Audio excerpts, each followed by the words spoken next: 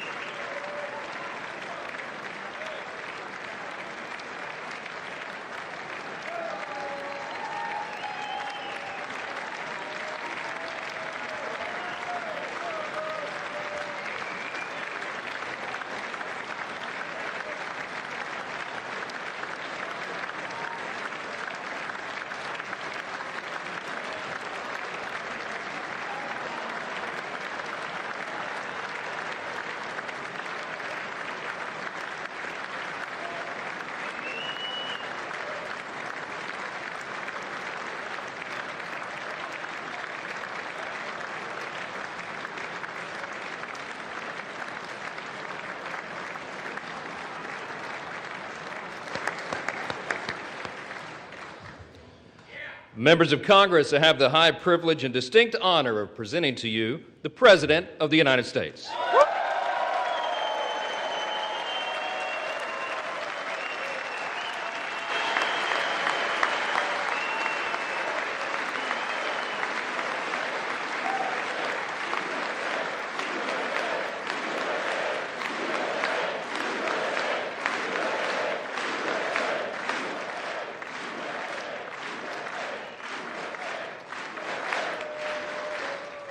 Well, thank you very much, everybody. It's really an honor.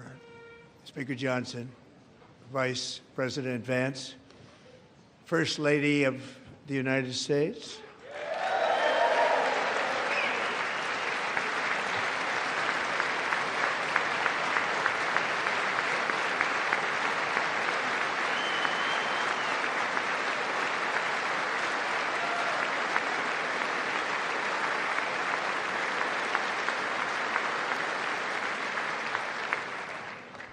Second Lady of the United States,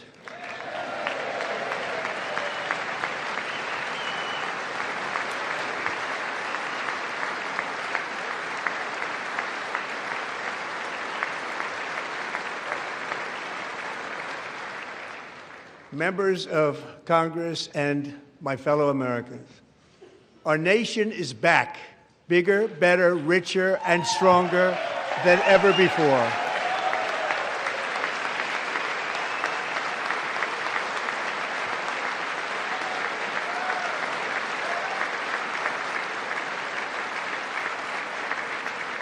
Less than 5 months from now, our country will celebrate an epic milestone in American history, the 250th anniversary of our glorious American independence. This July 4th, we will mark 2.5 centuries of liberty and triumph, progress and freedom in the most incredible and exceptional nation ever to exist on the face of the earth. And you've seen nothing yet. We're going to do better and better and better. This is the golden age of America.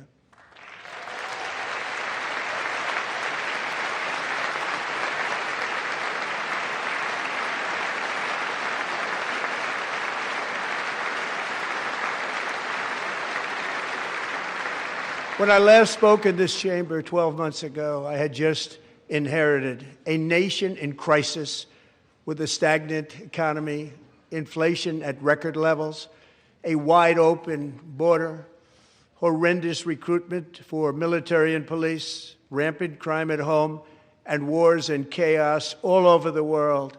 But tonight, after just 1 year, I can say with dignity and pride that we have achieved a transformation like no one has ever seen before, and a turnaround for the ages. It is indeed a turnaround for the ages.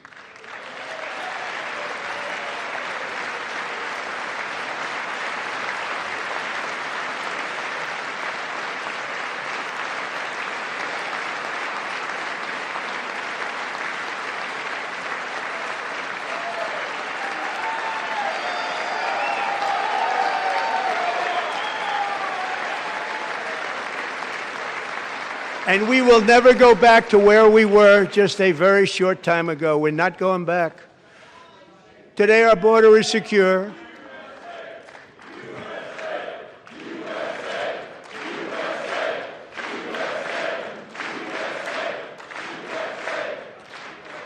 Thank you. Today, our border is secure. Our spirit is restored. Inflation is plummeting. Incomes are rising fast. The roaring economy is roaring like never before, and our enemies are scared, our military and police are stacked, and America is respected again, perhaps like never before.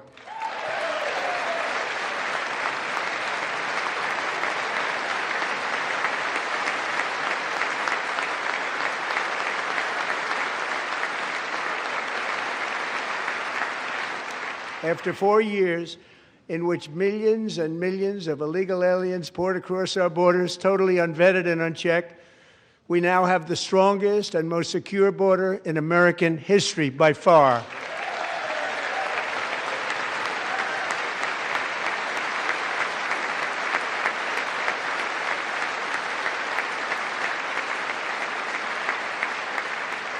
In the past 9 months, 0 illegal aliens have been admitted to the United States.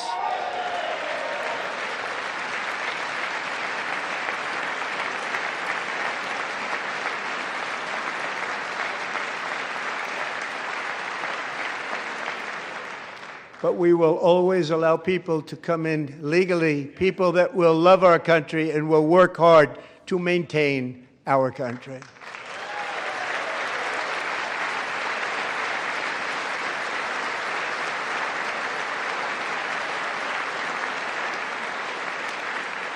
The flow of deadly fentanyl across our border is down by a record 56% in 1 year.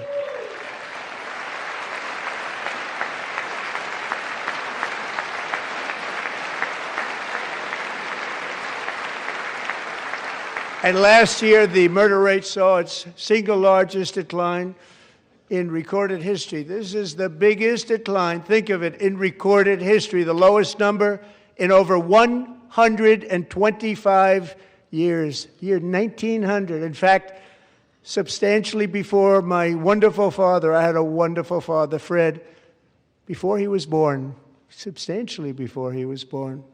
That's a long time ago. He wouldn't like me to say that, but that's a long time ago.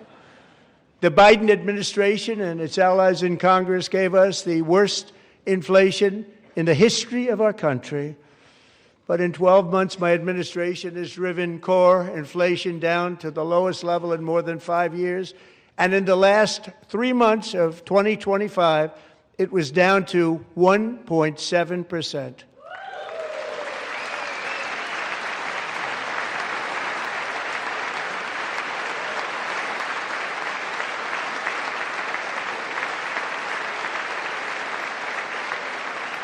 Gasoline, which reached a peak of over $6 a gallon in some states under my predecessor, it was quite honestly a disaster, is now below $2.30 a gallon in most states, and in some places, $1.99 a gallon. And when I visited the great state of Iowa just a few weeks ago, I even saw $1.85 a gallon for gasoline.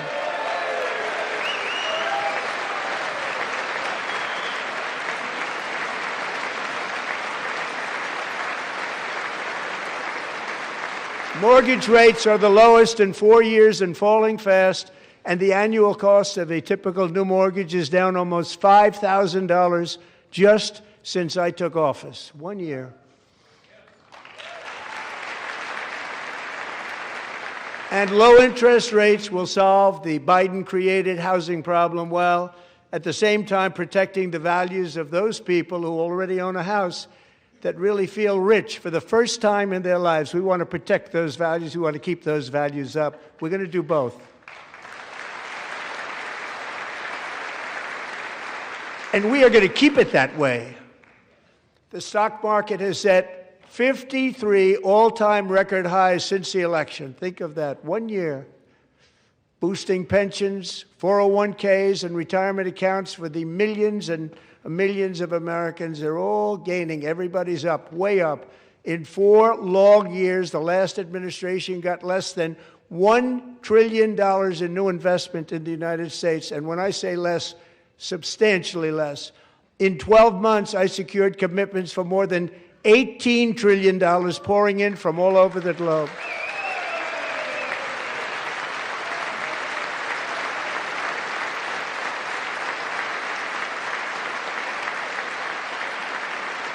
Think of it, much less than $1 trillion for 4 years versus much more than $18 trillion for 1 year. What a difference a president makes. A short time ago, we were a dead country. Now we are the hottest country anywhere in the world, the hottest.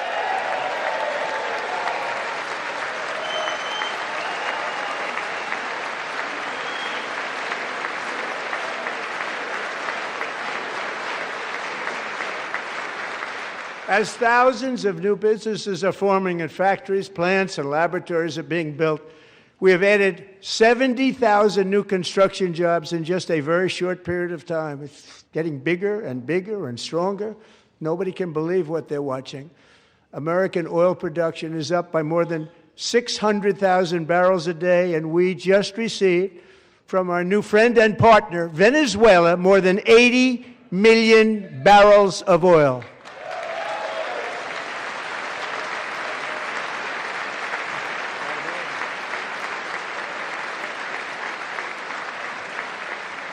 American natural gas production is at an all-time high because I kept my promise to drill, baby, drill.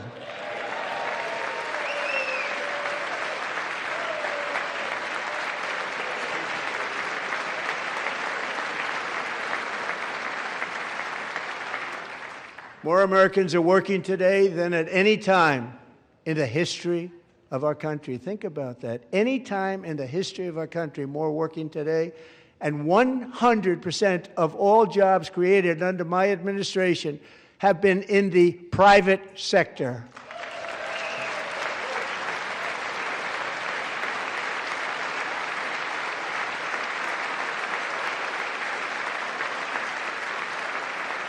We ended DEI in America.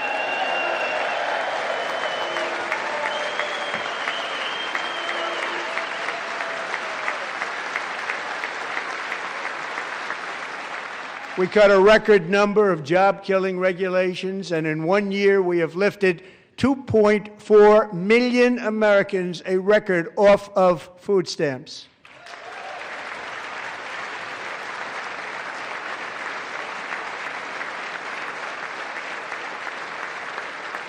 And for all of these reasons, I say tonight, members of Congress, the state of our union is strong.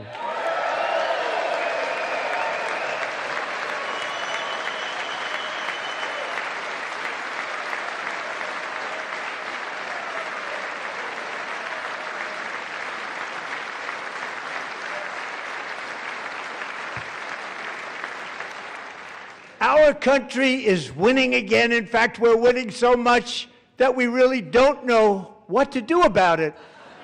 People are asking me, please, please, please, Mr. President, we're winning too much. We can't take it anymore. We're not used to winning in our country. Until you came along, we're just always losing, but now we're winning too much. And I say, no, no, no, you're going to win again. You're going to win big. You're going to win bigger than ever. And to prove that point,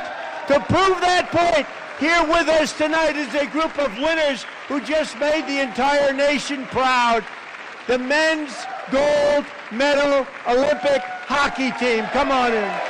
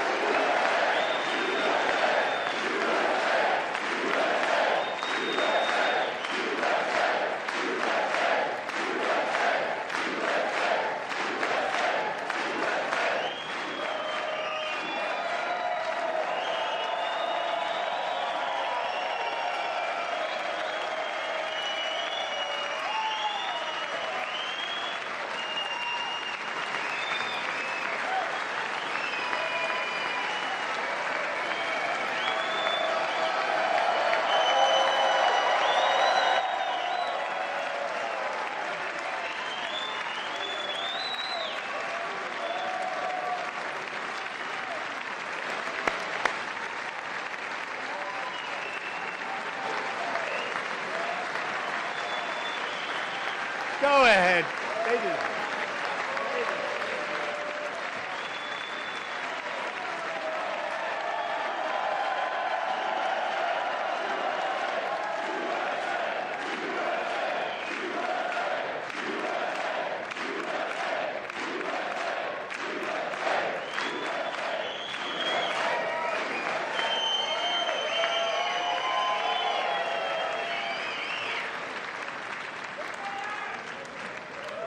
That's the first time I've ever seen them get up.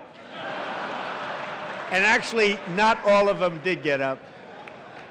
But they beat a fantastic Canadian team in overtime, as everybody saw, as did the American women who will soon be coming to the White House.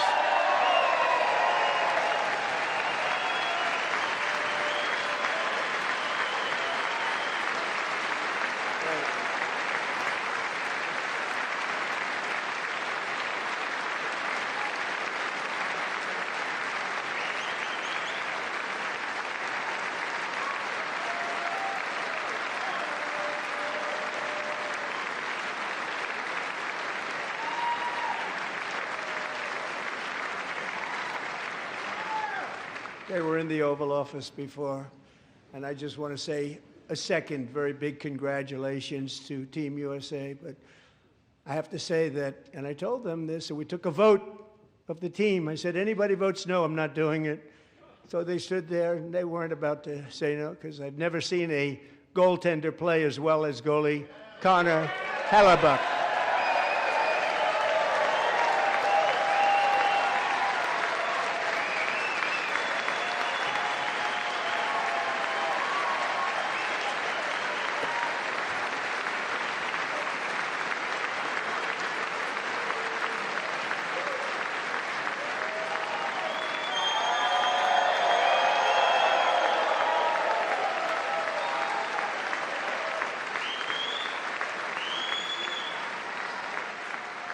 Think of it, 46 shots on goal, and I asked him, the one shot, the one where you put your stick in the back and it hit the neck of your stick and bounced off, do you practice that, or was that a little lucky?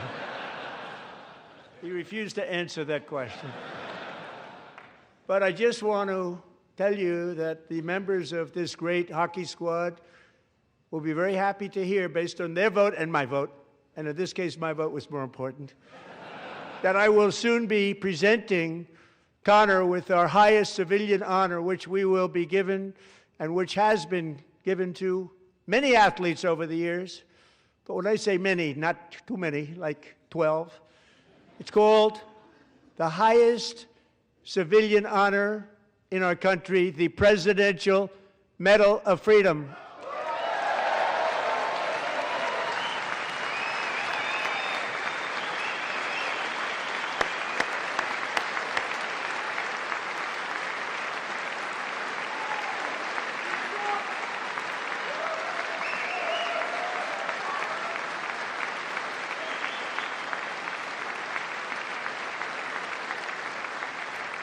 Great athletes have gotten that, very great, the best, and I thought he deserved it. And I did take a vote, every single one of them. I said, I'm not giving it if anybody goes no, and every single one of them rapidly put up their hand. So I want to thank you all. What a special job you did. What special champions you are. Thank you very much.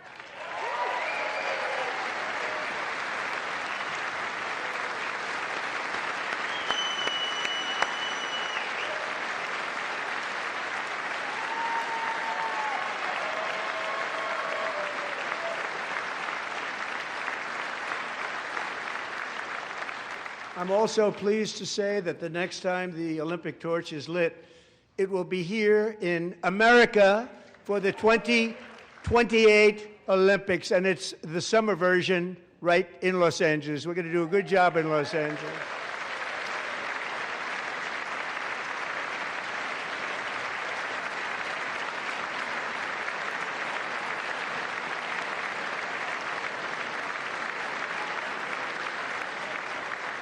And Los Angeles is going to be safe, just like Washington, D.C. is now one of the safest cities in the country.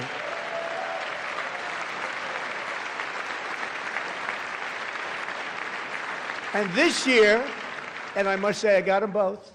I got them in my first term, and I was disappointed because I didn't think I'd be the president when this happened. But strange things took place.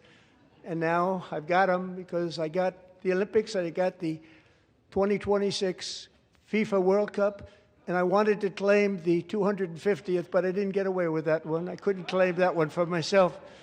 But we're getting the World Cup, so we have the World Cup and the Olympics coming, and that is exciting news.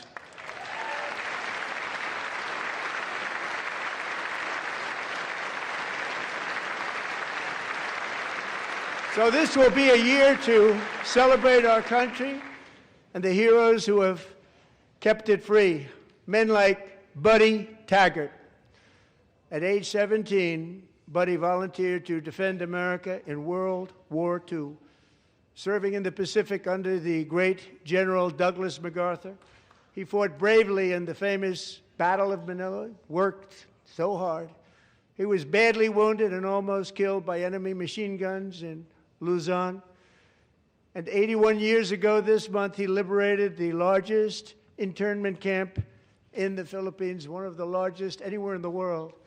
But he earned many honors, including a Purple Heart and a Bronze Star, came home, started a family, and tonight he is in the gallery looking forward to July 4th, 2026, his 100th birthday.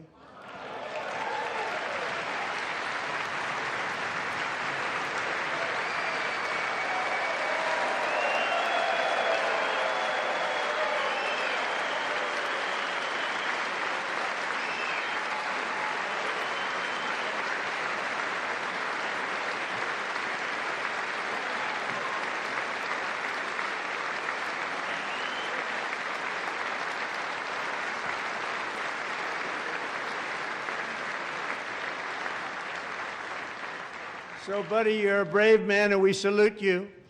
Even in times of challenge, setback, and immense heartache, the spirit of 1776 has always shone through very brightly.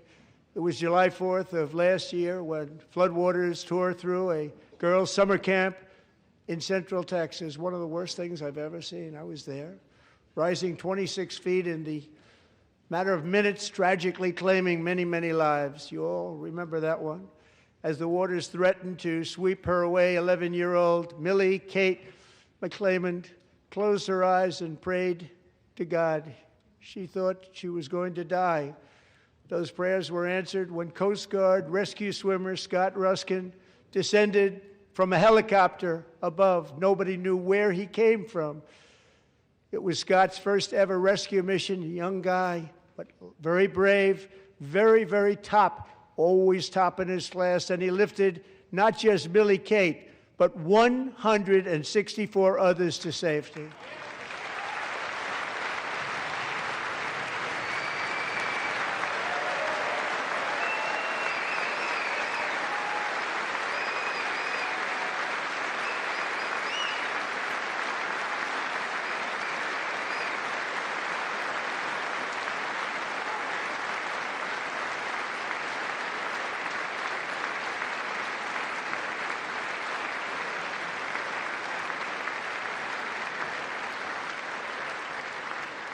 People watched Scott from a distance, and they couldn't believe what they were seeing. The winds were blowing, the rain was pouring, everything was going, and that rapid water, nobody's ever seen anything like it. They said, wow, that's something.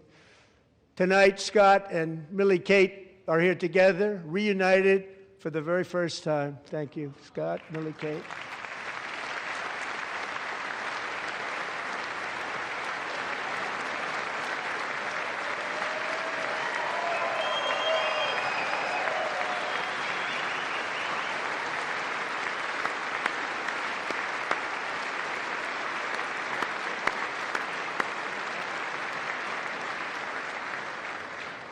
And Petty Officer Ruskin, I'm pleased to inform you that I am now awarding you the Legion of Merit for extraordinary heroism, which is what it was, extraordinary heroism. Thank you.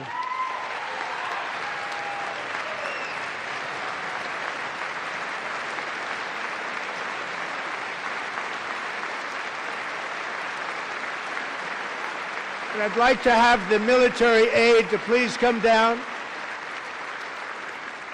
and take care of the service. Military aide, thank you very much. Take care of that very important service. Thank you very much. From 1776 to today, every generation of Americans has stepped forward to defend life, liberty, and the pursuit of happiness. And they're really doing it for the next generation. But now it's our turn. Together we're building a nation where every child has the chance to reach higher and go further, where government answers to the people, not the powerful, and where the interests of hardworking American citizens are always our first and ultimate concern. That is the debt we owe to the heroes who came before us, and that is the promise we must keep to America for our 250th year. Last year, I urged this Congress to begin the mission by passing the largest tax cuts in American history, and our Republican majorities delivered so beautifully. Thank you, Republicans.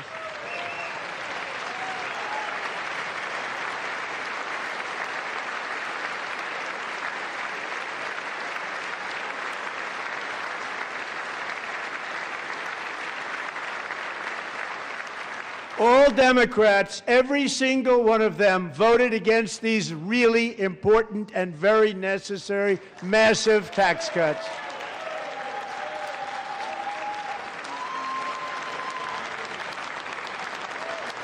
They wanted large-scale tax increases to hurt the people instead. But we held strong, and with the great, big, beautiful bill, we gave you no tax on tips, no tax on overtime, and no tax on Social Security for our great seniors.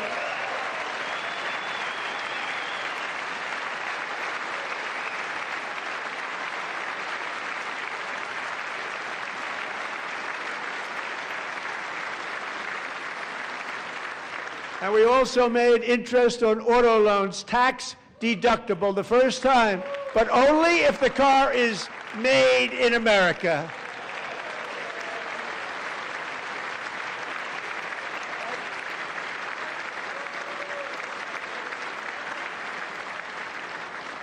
Recently in Pennsylvania, I met Megan Hemhauser, a devoted mom who's homeschools her children, beautiful, 2 children, during the day while waiting tables at night as her husband works overtime operating very heavy equipment. Megan is here this evening, and she's happy to tell you that she is so much richer because with no tax on tips, no tax on overtime, and our expanded child tax credit done again by Republicans, Megan and her husband will take home more than $5,000 extra just for the year, cutting her tax bill in more than half.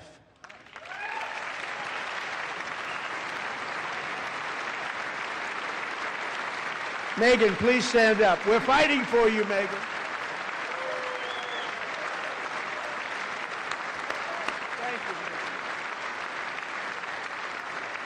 Thank you, Megan. We're fighting for you, Megan. Under our bill, parents like Megan can also activate their children's brand new Trump accounts. And I didn't name it. I did not name that.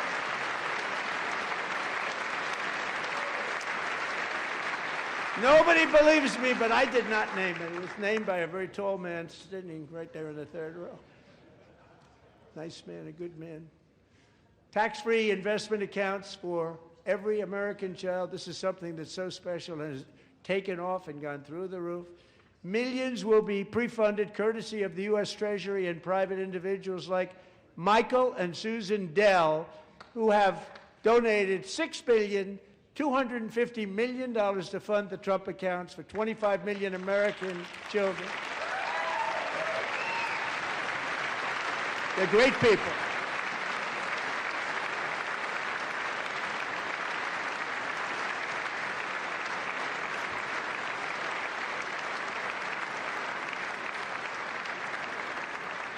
When I asked Michael Dell, how do you make all that money? He said, well, I just sat on my dorm in school, and I made computers, and I'd sell them to people, and I just kept selling and selling and selling, and pretty amazing story. That's called the American dream. He sold a lot of computers, a lot of those laptops, so I congratulate him on that, but I really thank him and Susan, as well as others like Brad Gerstner, a very tremendous guy. He was behind it right from the beginning. Brad Gerstner. Thank you, Brad.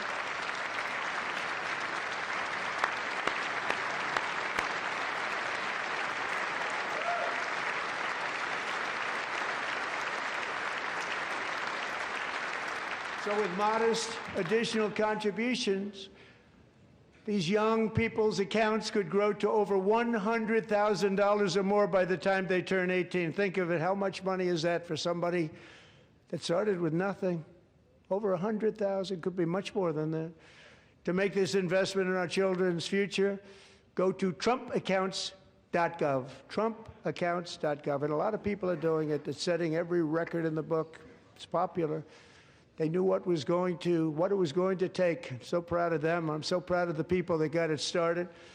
And now it's just taken off. One of the primary reasons for our country's stunning economic turnaround, the biggest in history, where the Dow Jones broke 50,000 4 years ahead of schedule, and the S&P hit 7,000, where it wasn't supposed to do it for many years, were tariffs. I used these tariffs, took in hundreds of billions of dollars to make great deals for our country, both economically and on a national security basis.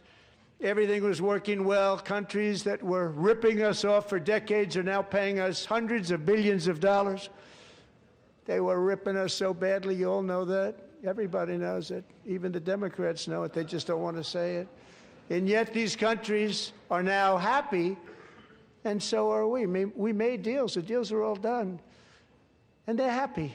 They're not making money like they used to, but we're making a lot of money. There was no inflation, tremendous growth, and the big story was how Donald Trump called the economy correctly, and 22 Nobel Prize winners in economics didn't. They got it totally wrong. They got it really wrong. And then just 4 days ago, an unfortunate ruling from the United States Supreme Court. It just came down. It came down. Very unfortunate ruling. But the good news is that almost all countries and corporations want to keep the deal that they already made, right, Scott?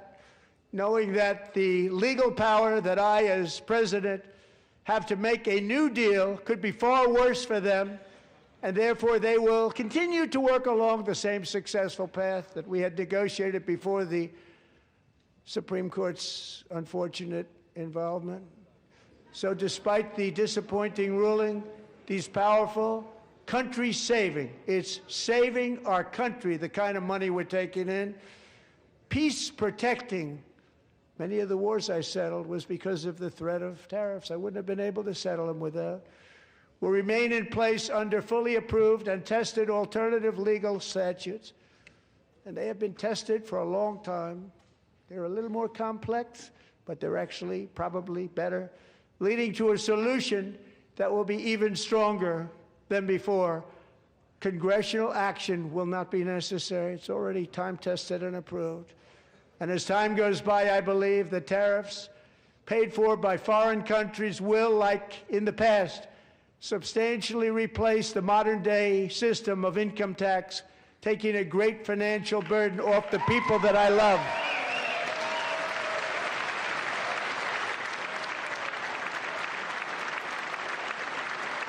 Right?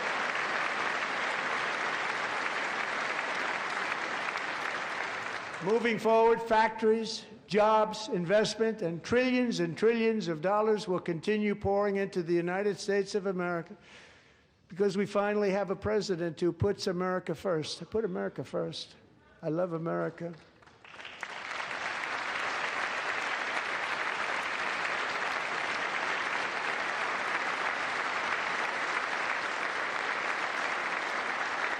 For decades before I came along, we had the exact opposite.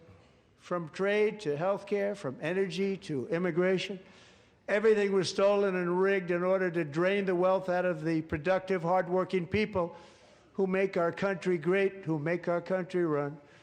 Under Biden and his corrupt partners in Congress and beyond, it reached a breaking point with the Green New scam, open borders for everyone. They poured in by the millions and millions from prisons, from mental institutions. They were murderers, 11,888 murders. They came into our country. You allowed that to happen. And record-setting inflation that cost the typical family $34,000 in just a speck of time. Now the same people in this chamber who voted for those disasters suddenly use the word affordability, a word they just used it. Somebody gave it to them, knowing full well that they caused and created the increased prices that all of our citizens had to endure. You caused that problem. You caused that problem.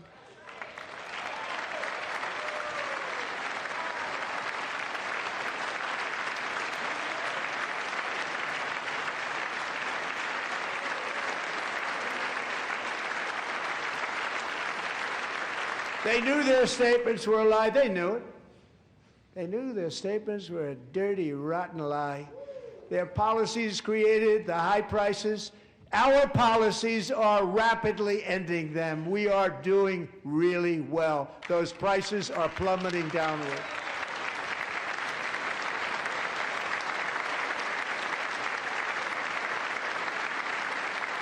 The price of eggs is down 60%, Madam Secretary, thank you. The cost of chicken, butter, fruit, hotels, automobiles, rent is lower today than when I took office by a lot. And even beef, which was very high, is starting to come down significantly. Just hold on a little while, we're getting it down. And soon you will see numbers that few people would think were possible to achieve just a short time ago. Nobody can believe when they see the kind of numbers, and especially energy, when they see energy going down to numbers like that, they cannot believe it. It's like another big tax cut. I'm also confronting one of the biggest ripoffs of our times, the crushing cost of health care caused by you. Since the passage of the Unaffordable Care Act, sometimes referred to as Obamacare, big insurance companies have gotten rich. It was meant for the insurance companies, not for the people.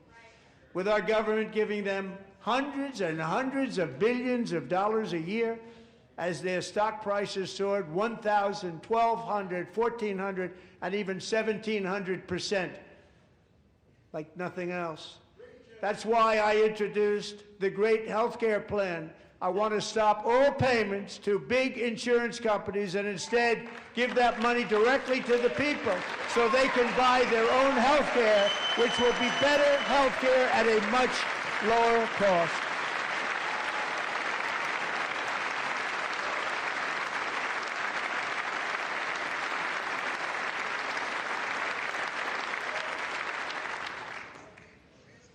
In addition, my plan requires maximum price transparency. That's a big deal. Sounds so simple, so big.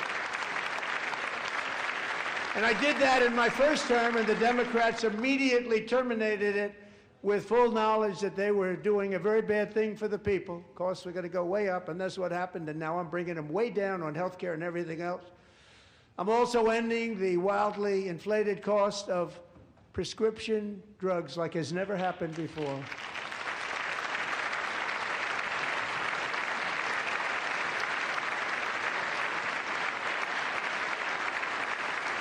Other presidents tried to do it, but they never could. They tried. Most didn't try, actually. But they tried. They said they tried. They couldn't do it. They didn't even come close. They were all talk and no action, but I got it done. Under my just enacted most favored nation agreements, Americans who have for decades paid by far the highest prices of any nation anywhere in the world for prescription drugs will now pay the lowest price anywhere in the world for drugs. Anywhere. The lowest price.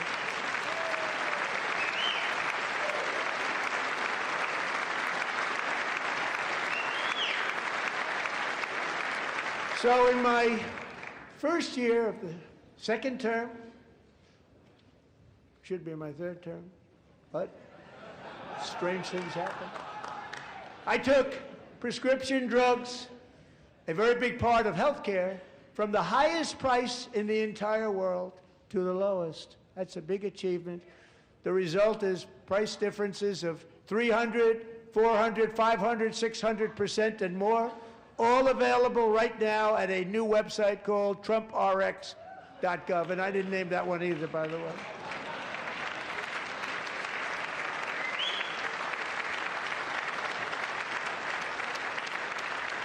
And here tonight is the very first customer ever to get that big discount, and it is big, Catherine Rayner. For 5 years, she and her husband have struggled with infertility, and they turned to IVF. One drug has been costing Catherine $4,000 to purchase, but a few weeks ago, she logged onto the TrumpRx website and got that same drug that cost $4,000, got it for under $500. A reduction of much more, actually, than $3,500. Catherine, we are all praying for you, and you're going to be a great mom.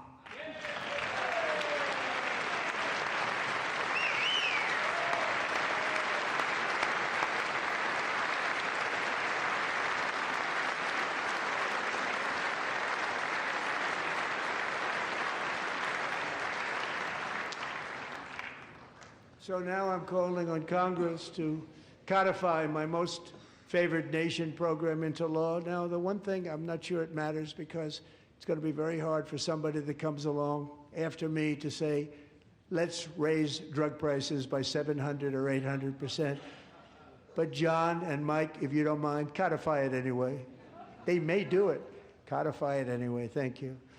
Many Americans are also concerned that energy demand from AI data centers could unfairly drive up their electric utility bills. Tonight, I'm pleased to announce that I have negotiated the new Ratepayer Protection Pledge. You know what that is? We're telling the major tech companies that they have the obligation to provide for their own power needs. They can build their own power plants as part of their factory so that no one's prices will go up. And in many cases, prices of electricity will go down for the community, and very substantially down. This is a unique strategy never used in this country before. We have an old grid. It could never handle the kind of numbers, the amount of electricity that's needed. So I'm telling them they can build their own plant. They're going to produce their own electricity. It will ensure the company's ability to get electricity while at the same time lowering prices of electricity for you, and could be very substantial for all of you cities and towns. You're going to see some good things happen over the next number of years. Another pillar of the American dream that has been under attack is home ownership. With us tonight is Rachel Wiggins, a mom of two from Houston. She placed bids on 20 homes and lost all of those bids to gigantic investment firms that bypassed inspection, paid all cash, and turned those houses into rentals, stealing away her American dream. She was devastated. Stories like this are why last month I signed executive order to ban large Wall Street investment firms from buying up in the thousands single-family homes.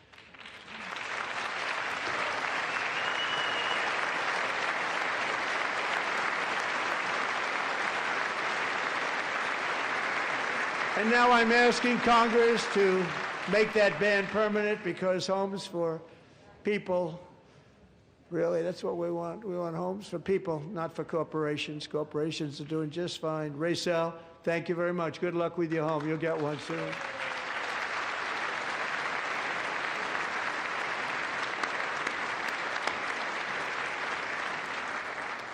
We're also working to make it easier for Americans to save for retirement. And under this administration, we will always protect Social Security and Medicare. They are not protecting it for our seniors. We will always protect Social Security, Medicare, Medicaid.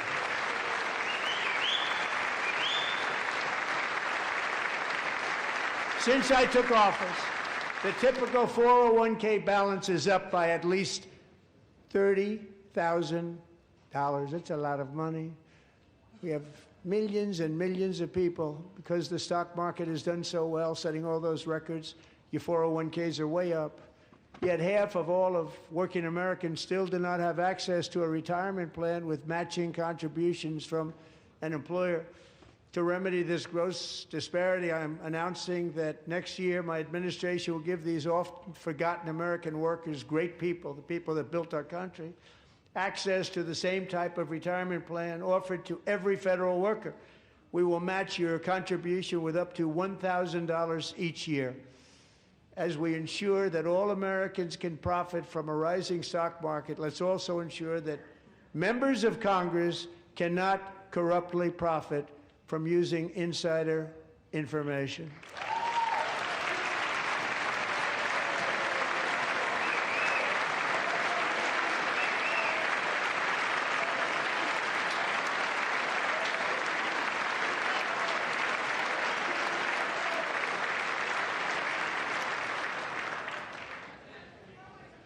They stood up for that. I can't believe it. I can't believe it. Did Nancy Pelosi stand up if she's here? Doubt it. Pass the Stop Insider Trading Act without delay.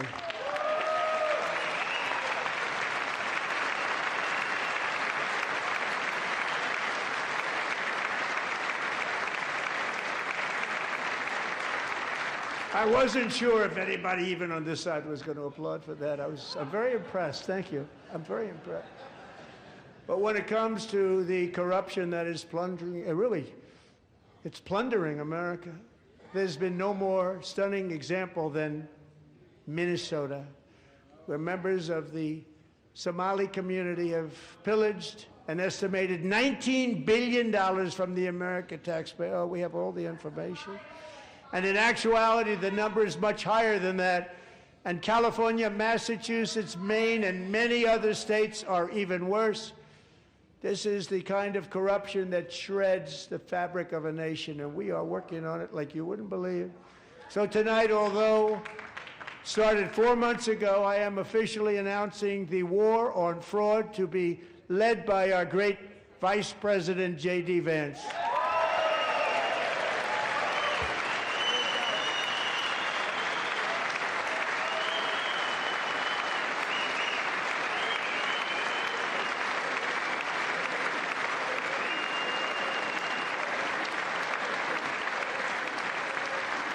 He'll get it done.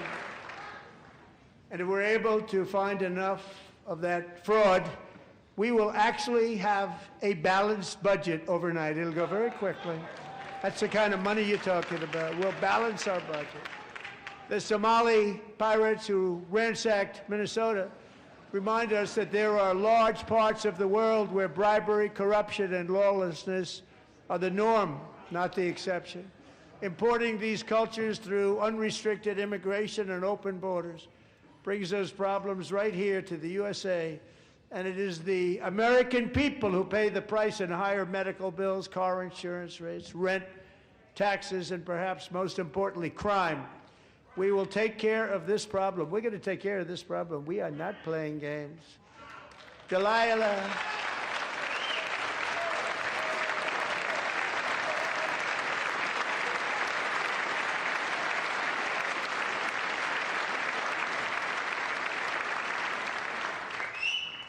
Delilah Colden was only 5 years old in June 2024 when a 18-wheel tractor trailer plowed into her stopped car traveling at 60 miles an hour or more. The driver was an illegal alien let in by Joe Biden and given a commercial driver's license by open borders politicians in California. Doctors said Delilah would never be able to walk or talk, have a good life. She wouldn't even be able to eat again. But against all odds, she is now in the first grade learning to walk. And she's here this evening with her dad, Marcus, a fantastic man. Delilah, please, you are a great inspiration. Please stand up.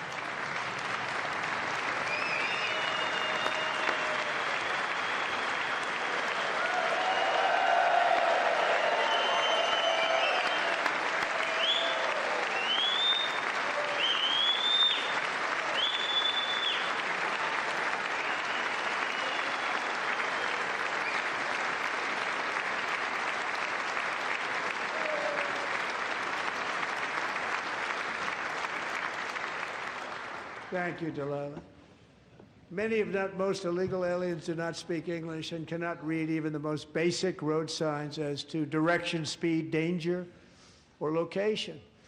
That's why tonight I'm calling on Congress to pass what we will call the Delilah Law, barring any state from granting commercial driver's licenses to illegal aliens.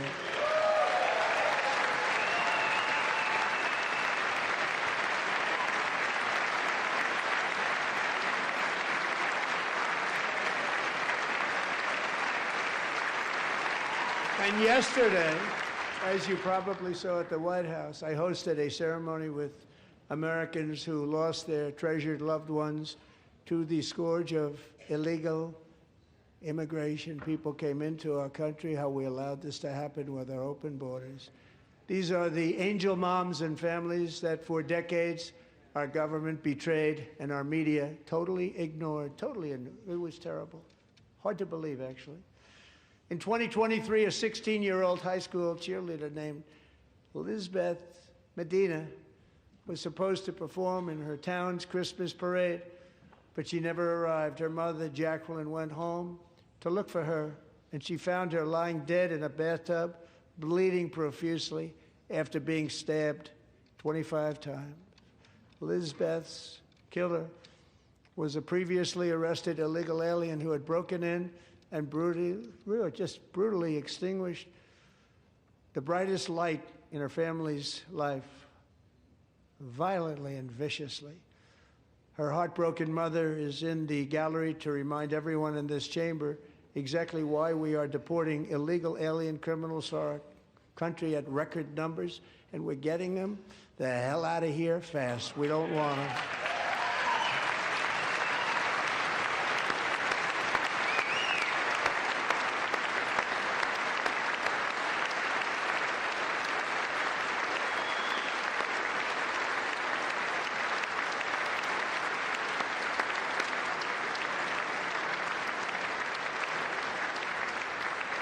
Thank you very much, Jacqueline. Thank you. We can never forget that many in this room not only allowed the border invasion to happen before I got involved, but indeed they would do it all over again if they ever had the chance. If they ever got elected, they would open up those borders to some of the worst criminals anywhere in the world. The only thing standing between Americans and a wide open border right now is President Donald J. Trump and our great Republican patriots in Congress. Thank you. Thank you.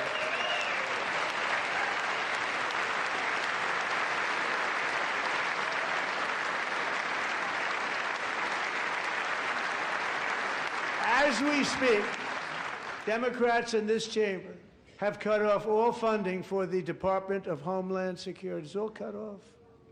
It's all cut off. They have instituted another Democrat shutdown, the first one costing us 2 points on GDP. 2 points we lost on GDP, which probably made them quite happy, actually. Now they have closed the agency responsible for protecting Americans from terrorists and murderers.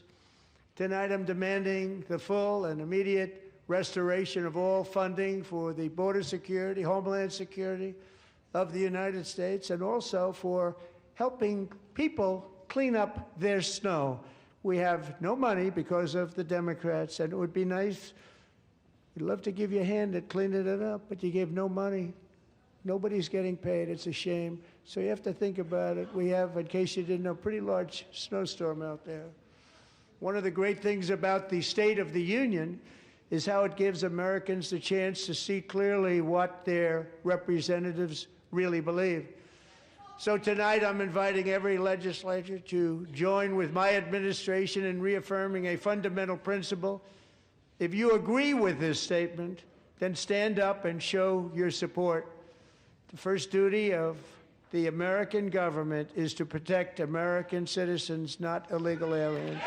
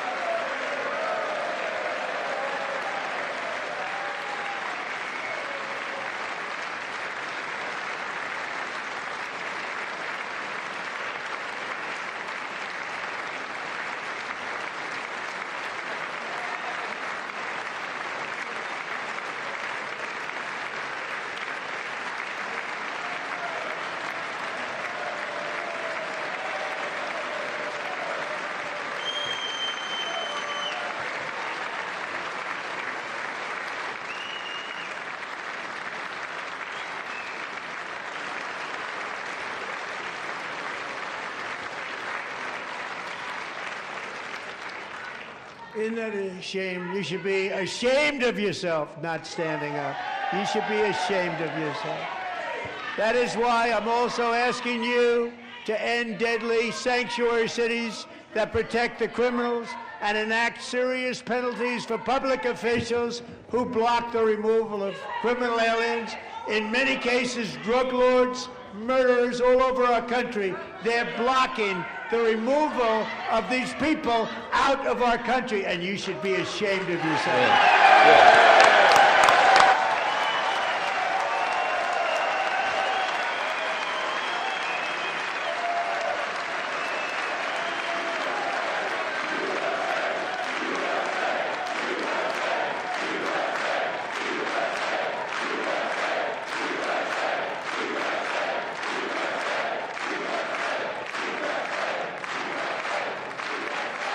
And perhaps most importantly, I'm asking you to approve the Save America Act.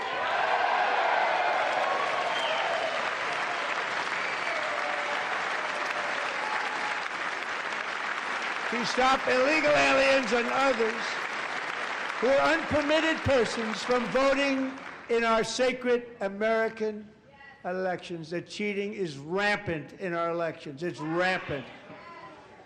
It's very simple. All voters must show voter ID.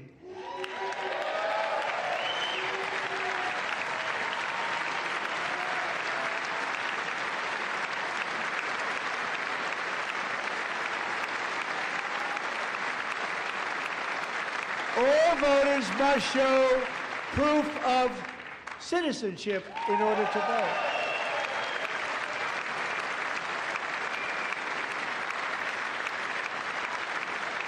And no more crooked mail-in ballots except for illness, disability, military, or travel. None. And this should be an easy one. And by the way, it's polling at 89%, including Democrats. 89%.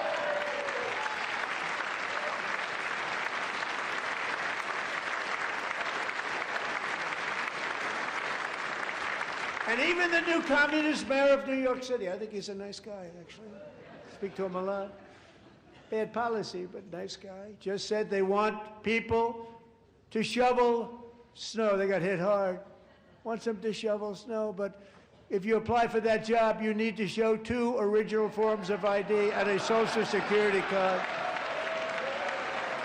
Yet they don't want identification for the greatest privilege of them all, voting in America. No, it's no good. No good. Both Republicans and Democrats overwhelmingly agree on the policy that we just enunciated. And Congress should unite and enact this common sense, country-saving legislation right now, and it should be before anything else happens.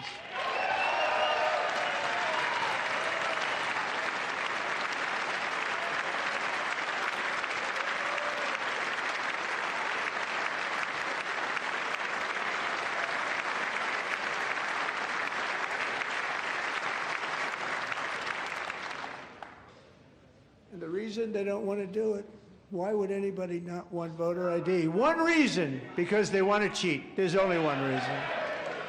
They make up all excuses. They say it's racist. They come up with things you almost say, what imagination they have. They want to cheat. They have cheated. And their policy is so bad that the only way they can get elected is to cheat. And we're going to stop it. We have to stop it, John.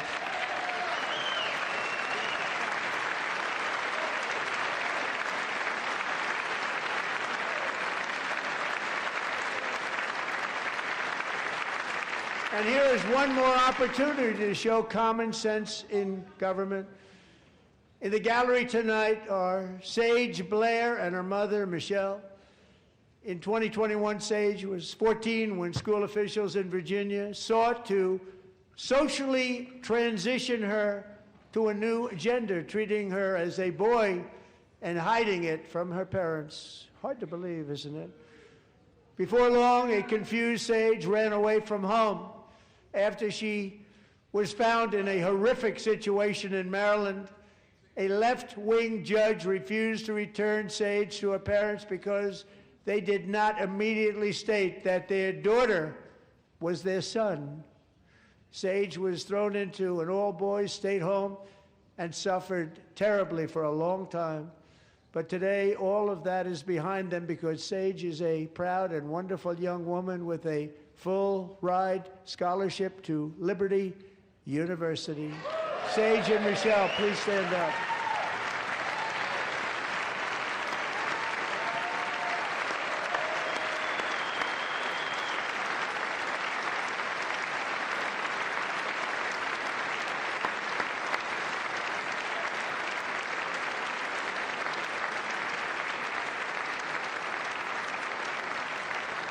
And thank you for your great bravery. And who can believe that we're even speaking about things like this?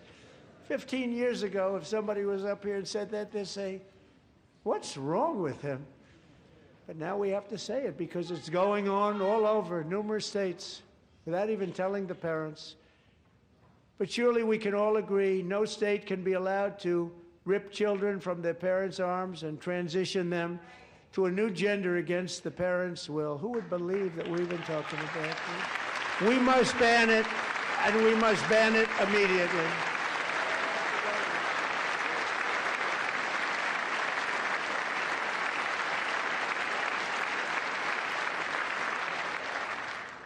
Look, nobody stands up. These people are crazy, I'm telling you. They're crazy.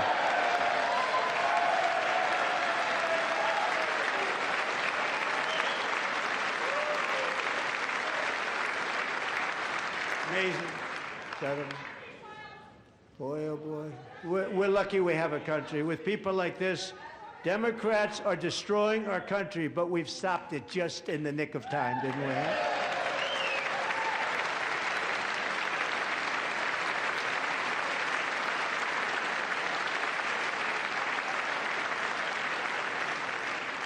No one cares more about protecting America's youth than our wonderful First Lady. Now a movie star. She's a movie star. Can you believe it? Who would have believed that?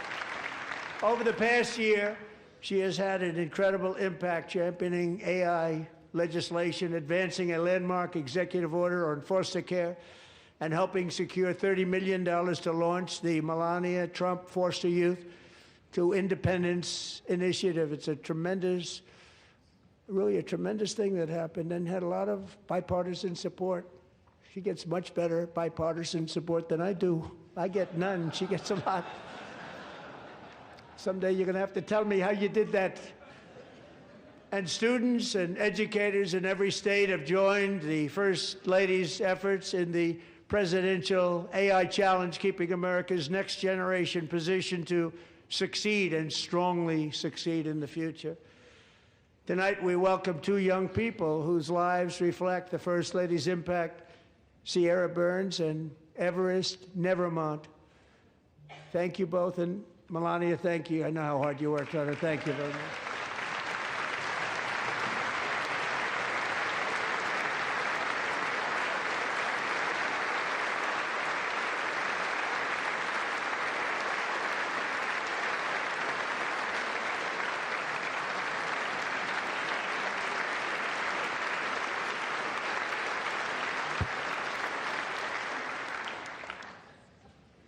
I'm very proud to say that during my time in office, both the first 4 years and in particular this last year, there has been a tremendous renewal in religion, faith, Christianity, and belief in God. Tremendous renewal.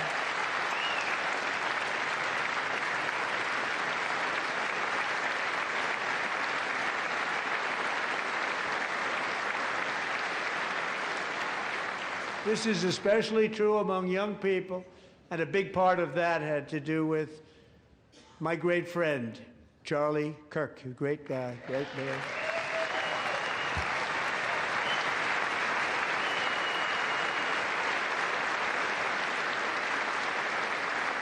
So last year, Charlie was violently murdered by an assassin and martyred, really martyred for his beliefs. His wonderful wife, Erica, is with us tonight. Erica, please stand.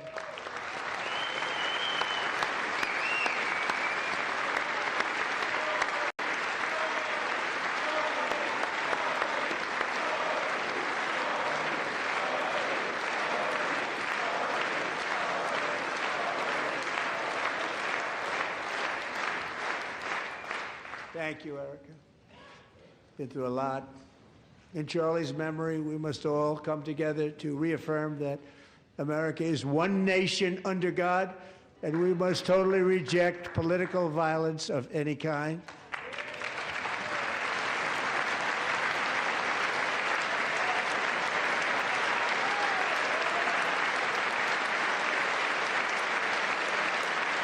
We love religion, and we love bringing it back, and it's coming back at levels that nobody actually thought possible. It's really a beautiful thing to see.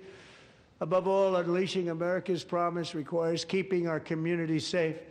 We have made incredible strides, yet dangerous repeat offenders continue to be released by pro-crime Democrat politicians again and again. We are honored to be joined tonight by a woman who's been through hell, Anya Zarutska. In 2022, she and her beautiful daughter, so beautiful, what a beautiful young woman, Irina, fled war-torn Ukraine to live with relatives near Charlotte, North Carolina. And by the way, what's going on with Charlotte? Last summer, 23-year-old Irina was riding home on the train when a deranged monster who had been arrested over a dozen times and was released through no cash bail, stood up and viciously slashed a knife through her neck and body. No one will ever forget. There were people on that train. No one will ever forget the expression of terror on Irina's face as she looked up at her attacker in the last seconds of her life. She died instantly. She had escaped a brutal war only to be slain by a hardened criminal set free to kill in America came in through open borders. Mrs. Zaretsky, tonight I promise you we will ensure justice for your magnificent daughter, Irina.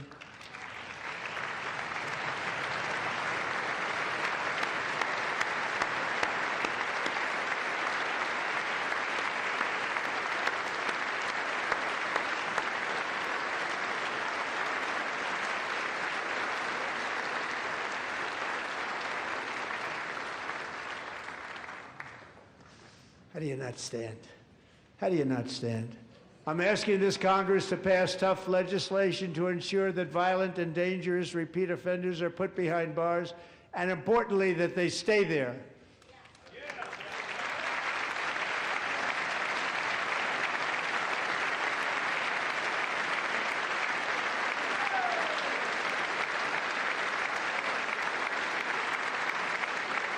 Starting last summer, I deployed our National Guard and federal law enforcement to restore law and order to our most dangerous cities, including Memphis, Tennessee, big success, New Orleans, Louisiana, big success, and our nation's capital itself, Washington, D.C., where we have almost no crime anymore in Washington, D.C. How did that happen?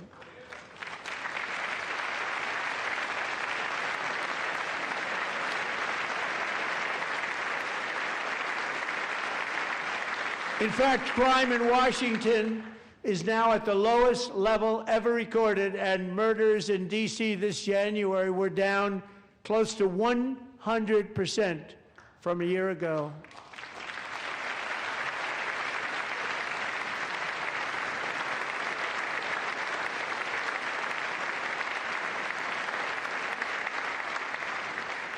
They don't like to hear that. One of the sick people, one of the brave service members who helped achieve this stunning turnaround was 20-year-old West Virginia Army National Guard Specialist Sarah Beckstrom. After a 4-month deployment, she voluntarily extended her service, and her rank was going to be lifted. She was doing so well. They were so proud of her. But the very next day, she was on patrol near the White House when she was ambushed and shot in the head by a terrorist monster from Afghanistan. Shouldn't have been in our country. And all because she wore the uniform of our nation, she was shot. He traveled here because he didn't like people wearing our uniform. He was sick and deranged, shouldn't have been in our country. Sarah Beckstrom died in order to defend our capital, and we are honored to be joined by her wonderful parents, Gary and Evalie. Your daughter was a true American patriot, and she will be greatly missed. She was a great person. I saw reports on her. They've never seen anything like her.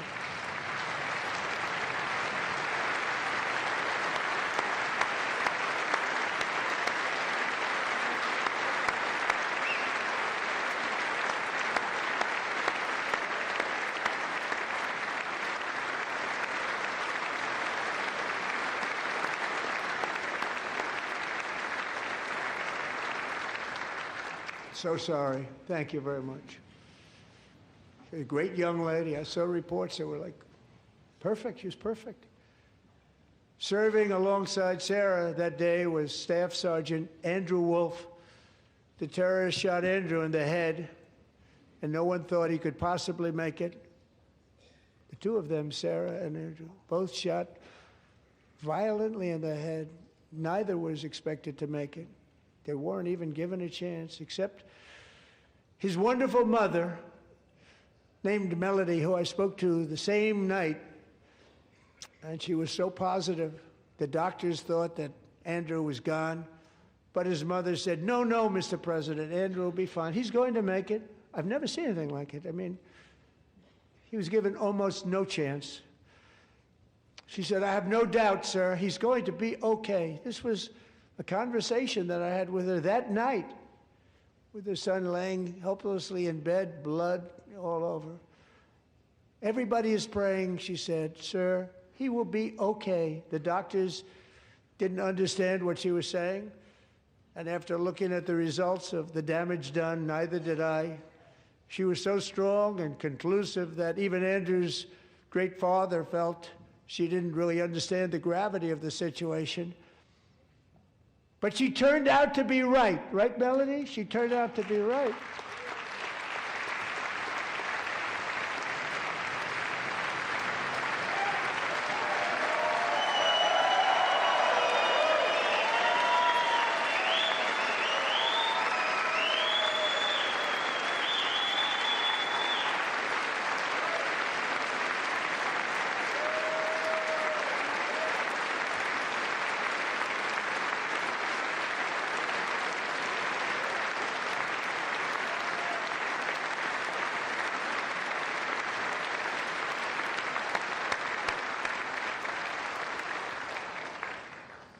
Amazing, actually.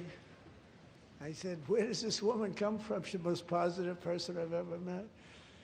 With God's help, Andrew has battled back from the edge of death, and we're talking about the edge of death, on his way to a miraculous recovery. He's got a little work to do, but he's doing great. Nice to see you. He's a good-looking guy. Nice to see you. Thanks, Andrew. Thank you very much.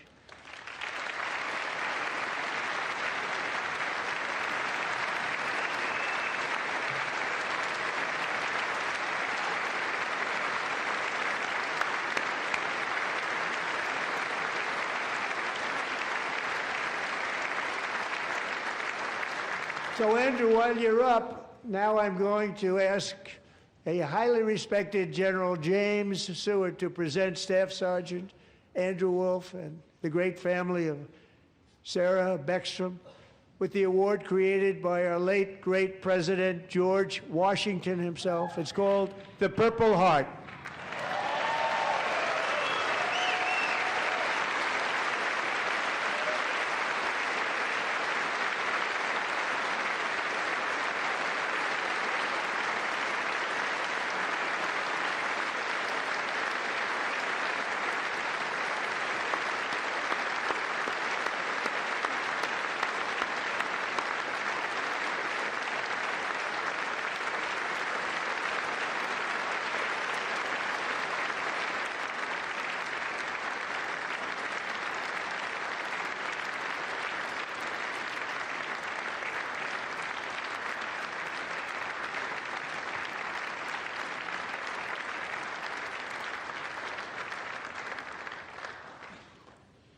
We love you all.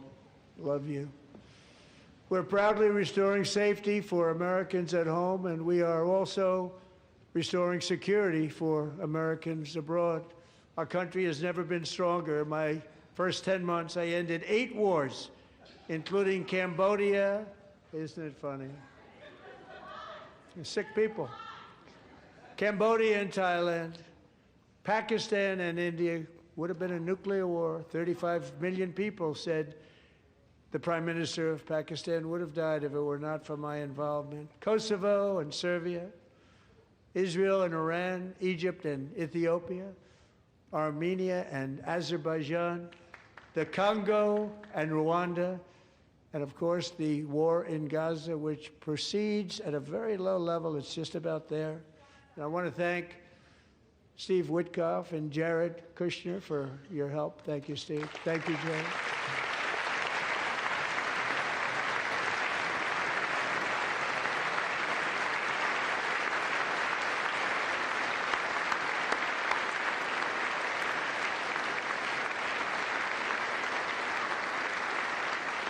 And I also want to thank the man they report to, Secretary of State Marco Rubio. Thank you, Marco.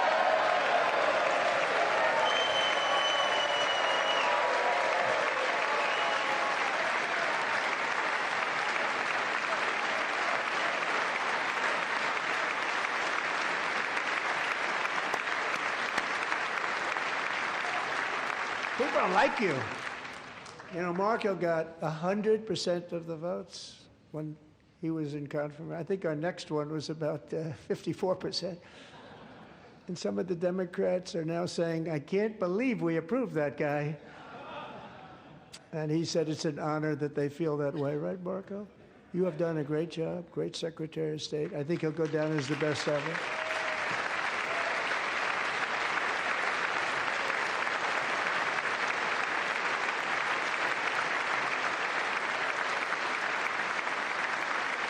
Under the ceasefire I negotiated, every single hostage, both living and dead, has been returned home. Can you believe that?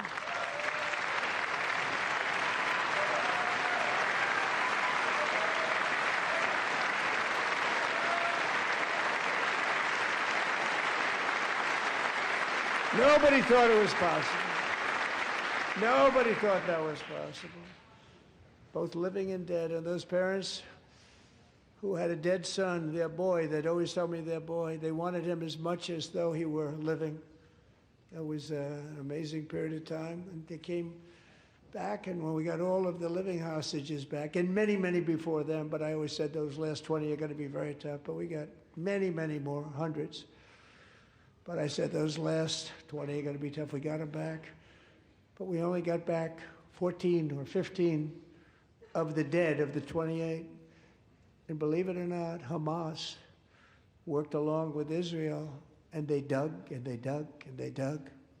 It's a tough thing to do, going through bodies all over, passing up 100 bodies sometimes for each one that they found. Tough job. And they finally got it back to 27. And then Steve and Jared, they got it back to 28. They found all 28. Nobody thought that was possible, but we did it. And I remember the family of the 28th. They were so grieved, but they were so happy as it's possible to be. They had their boy back. The mother said, "Sir, we have our boy back." What a period of time that was, but we got them all back. So thank you both very much. Great job.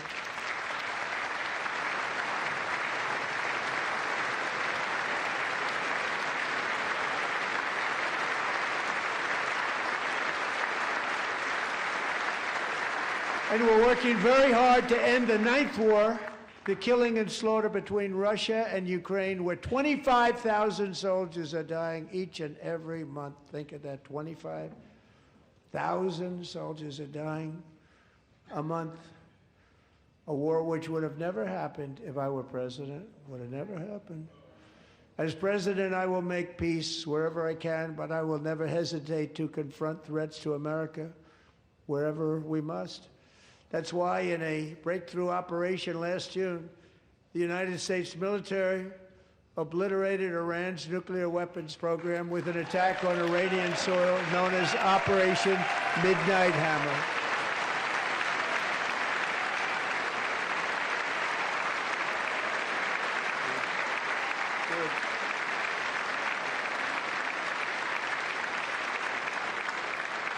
For decades, it had been the policy of the United States never to allow Iran to obtain a nuclear weapon. Many decades.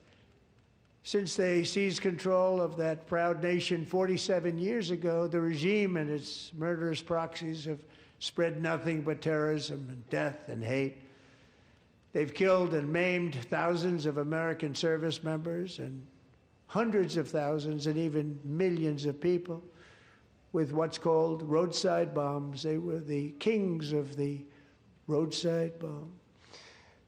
And we took out Soleimani. I did that during my first term. Had a huge impact. He was the father of the roadside bomb.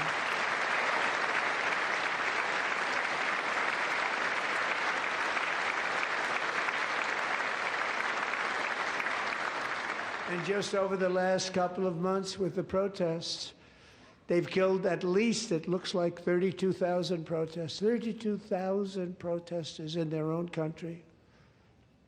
They shot them and hung them. We stopped them from hanging a lot of them with the threat of serious violence. But this is some terrible people. They've already developed missiles that can threaten Europe and our bases overseas, and they're working to build missiles that will soon reach the United States of America. After Midnight Hammer, they were warned to make no future attempts to rebuild their weapons program, and in particular, nuclear weapons. Yet they continue, starting it all over. We wiped it out, and they want to start all over again, and are at this moment again pursuing their sinister ambitions. We are in negotiations with them. They want to make a deal, but we haven't heard those secret words. We will never have a nuclear weapon. My preference.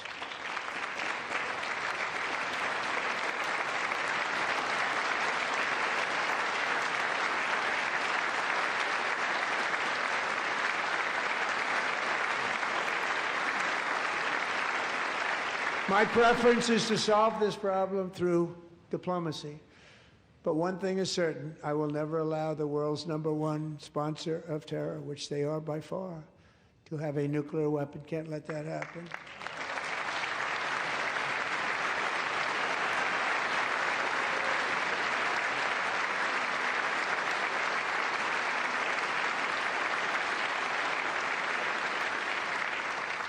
And no nation should ever doubt America's resolve. We have the most powerful military on earth. I rebuilt the military in my first term. We're going to continue to do so. Also, we just approved a $1 trillion budget. We have no choice. We have to be strong because hopefully we will seldom have to use this great power that we built together. It's really called peace through strength, and it's been very, very effective.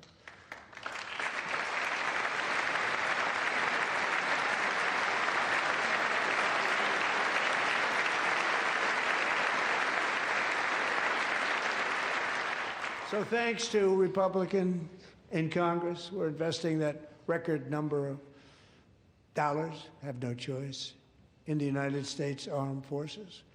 Also creating a lot of jobs, but we're not even doing it for that reason. Because as I said, we have more jobs, more people working today than ever before in the history of our country. And NATO countries are friends and allies. They are. They're our friends and they're our allies. Have just agreed at my very strong request to pay 5% of GDP for military defense rather than the 2%, which they weren't paying. We were paying for almost all of NATO. Now they're paying 5 as opposed to not paying 4.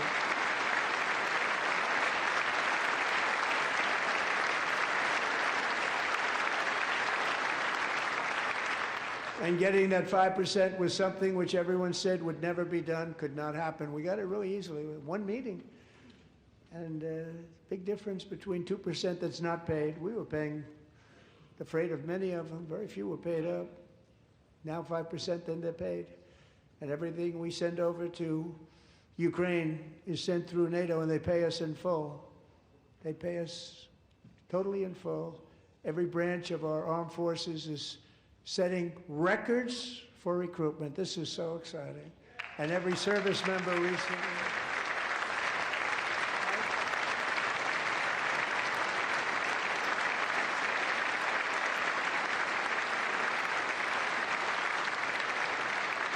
And every service member recently received a warrior dividend of $1,776.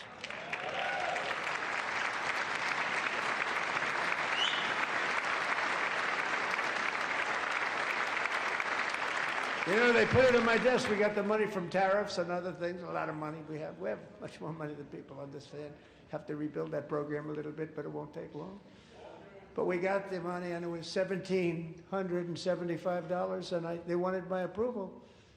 And I said, what's the number? $1,775. I said, wait a minute. For $1 more, we can have $1,776. It's going to... I said, we're going to figure that. I never asked anybody if we could afford it. $1 more, I said $1,776. And I said, that's good. And I'll tell you what, our military, that was 4 months ago, our military, I never see a person in the military that doesn't thank me for it, so we're honored to do it. They deserve it. And we call it 1776. It was great. And we love our military. We love our law enforcement. We love our firemen. You know, the firemen don't get mentioned enough. We love our firemen. We're also...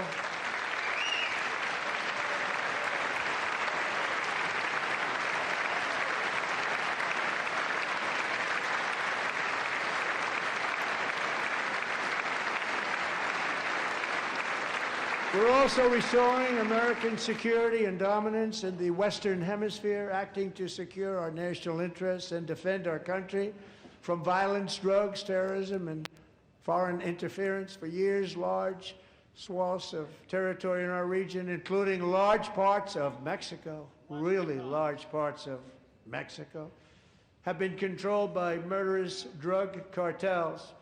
That's why I designated these cartels as foreign terrorist organizations, and I declared illicit fentanyl as a weapon of mass destruction.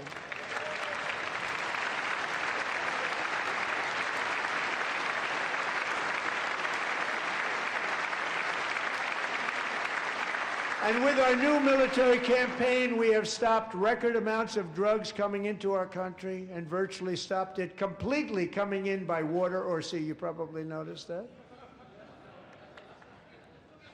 We very seriously damaged their fishing industry also. Nobody wants to go fishing anymore. We've also taken down one of the most sinister cartel kingpins of all. You saw that yesterday.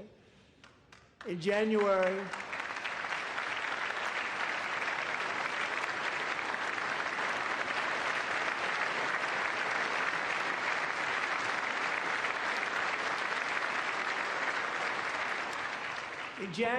elite American warriors carried out one of the most complex, spectacular feats of military competence and power in world history. No one's seen anything like it. Foreign leaders, I won't tell you who, called me and they said, very impressive, very good. They couldn't believe, they all watched, they saw what happened. This is a different fighting force than we had years ago when we fought to tie. You know, it's a great fighting force. I'm so proud of it. Look at Space Force. Space Force is my baby, because we did that. My baby. It's becoming so important.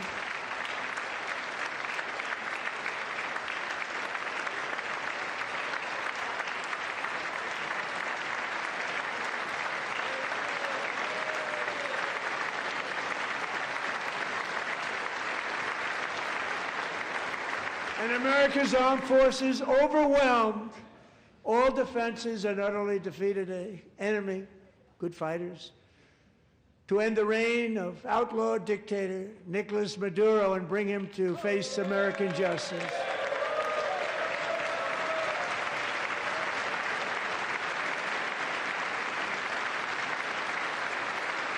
And this was an absolutely colossal victory for the security of the United States, and it also opens up a bright new beginning for the people of Venezuela.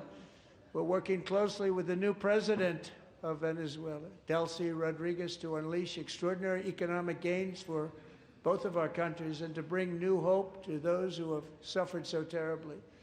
They really did suffer. With us tonight is Alejandro Gonzalez. She grew up in a tight-knit Venezuelan family and was especially close to her beloved uncle Enrique. But after Enrique ran for office and opposed Maduro, he was kidnapped by Maduro's security forces and thrown into the regime's really infamous prison in Caracas. Alejandro feared she would never see her uncle again. She feared for her own life also. But since the raid, we have worked with the new leadership, and they have ordered the closure of that vile prison and released hundreds of political prisoners already, with more to come. Alejandro, I'm pleased to inform you that not only has your uncle been released, but he is here tonight. We brought him over to celebrate his freedom with you in person. Enrique, please come down.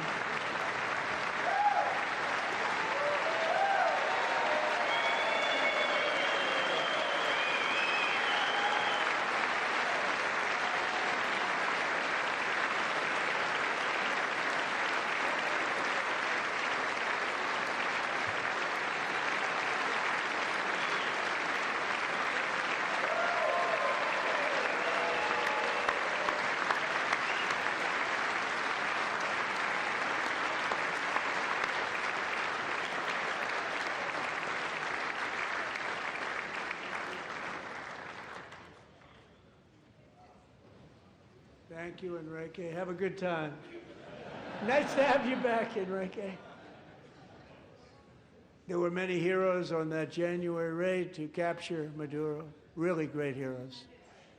It was very dangerous. They knew we were coming. They were all set. But the deeds of one warrior that night will live forever in the eternal chronicles of military valor. Chief Warrant Officer 5, Eric Slover, planned the mission and was the flight lead in the cockpit of the first helicopter, a big, beautiful, powerful helicopter. It was a massive Chinook carrying, as you can imagine, many, many American warfighters. Wearing the dog tags, his wife Amy had blessed with holy water before he left. She knew it was going to be a rough one. Eric steered the Chinook under the cover of night and descended swiftly upon Maduro's heavily protected military fortress. This was a major military installation, protected by thousands of soldiers and guarded by Russian and Chinese military technology. How did that work out? Not too good.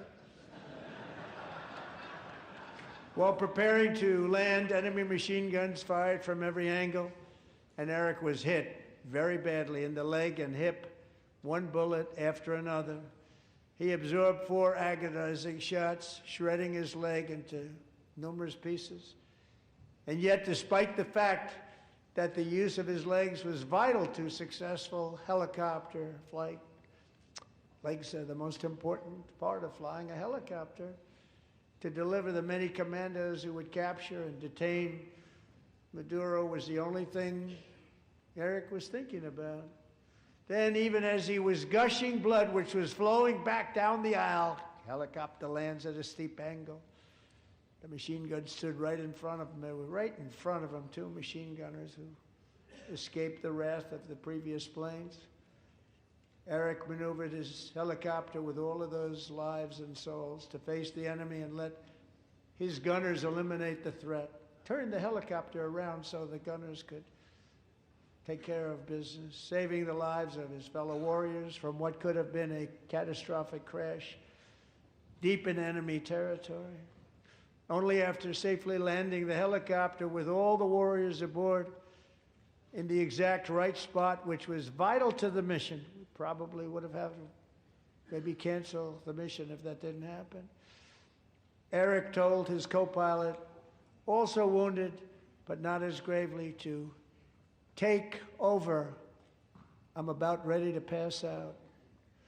The success of the entire mission and the lives of his fellow warriors hinge on Eric's ability to take the searing pain. It was unbelievable what's happened to his legs of the bullets and keep on flying and landing, and people knew what was happening. Everybody in the back of the helicopter knew because they saw the blood pouring down the aisle.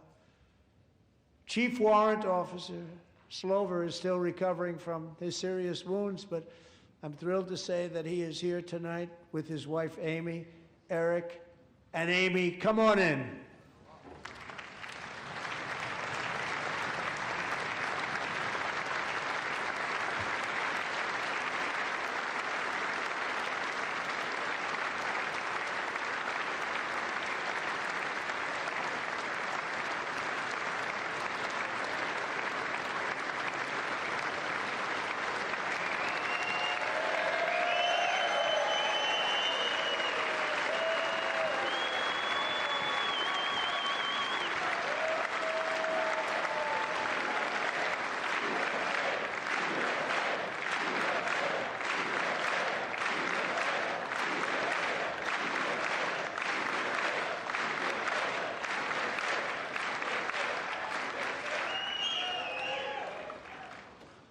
So we have a surprise for Eric and Amy. In recognition of Eric's actions above and beyond the call of duty, I would now like to ask General Jonathan Braga to present Chief Warrant Officer Slover with our nation's highest military award, the Congressional Medal of Honor.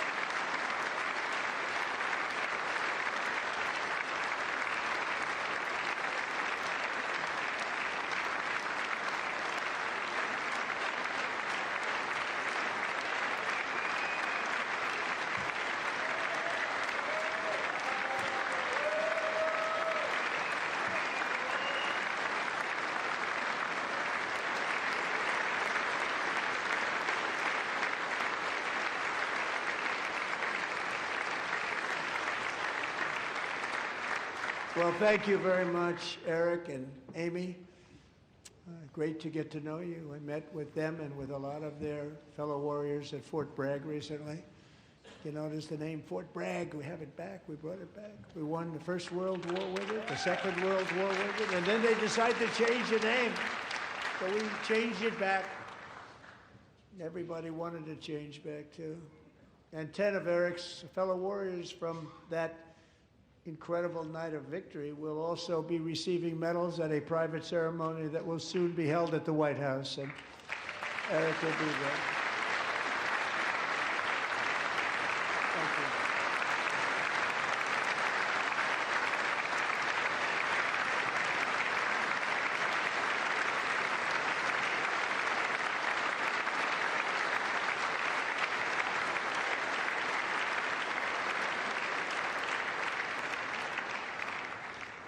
Thank you, Eric. That's a big one. Tonight we've celebrated many truly extraordinary American patriots, but there is one last living legend to honor before we go.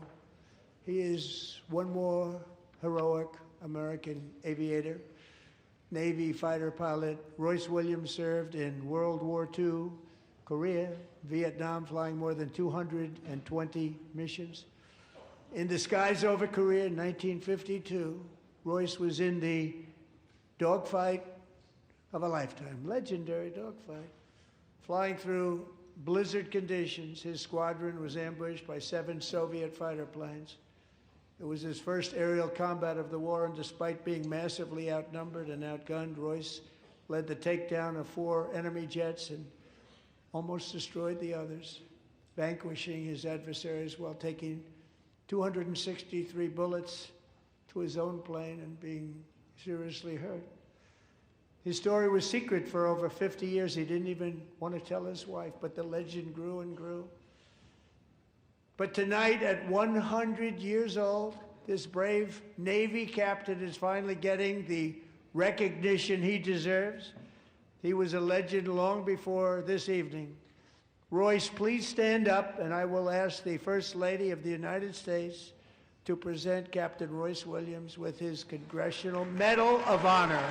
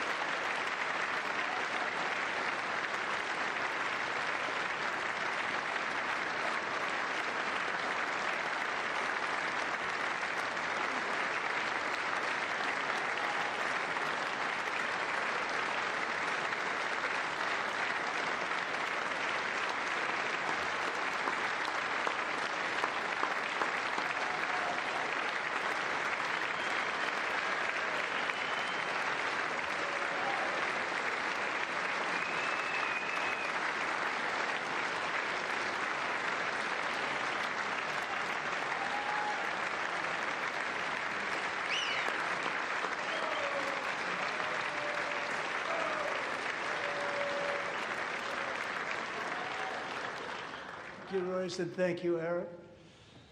I've always wanted the Congressional Medal of Honor, but I was informed I'm not allowed to give it to myself, and I wouldn't know why I'd be taking it, but if they ever open up that law, I will be there with you someday. But you know, that's our highest honor, Congressional Medal of Honor, and that's a big thing, and it's an honor to be in the same room with you. Thank you both very much, Eric. Thank you.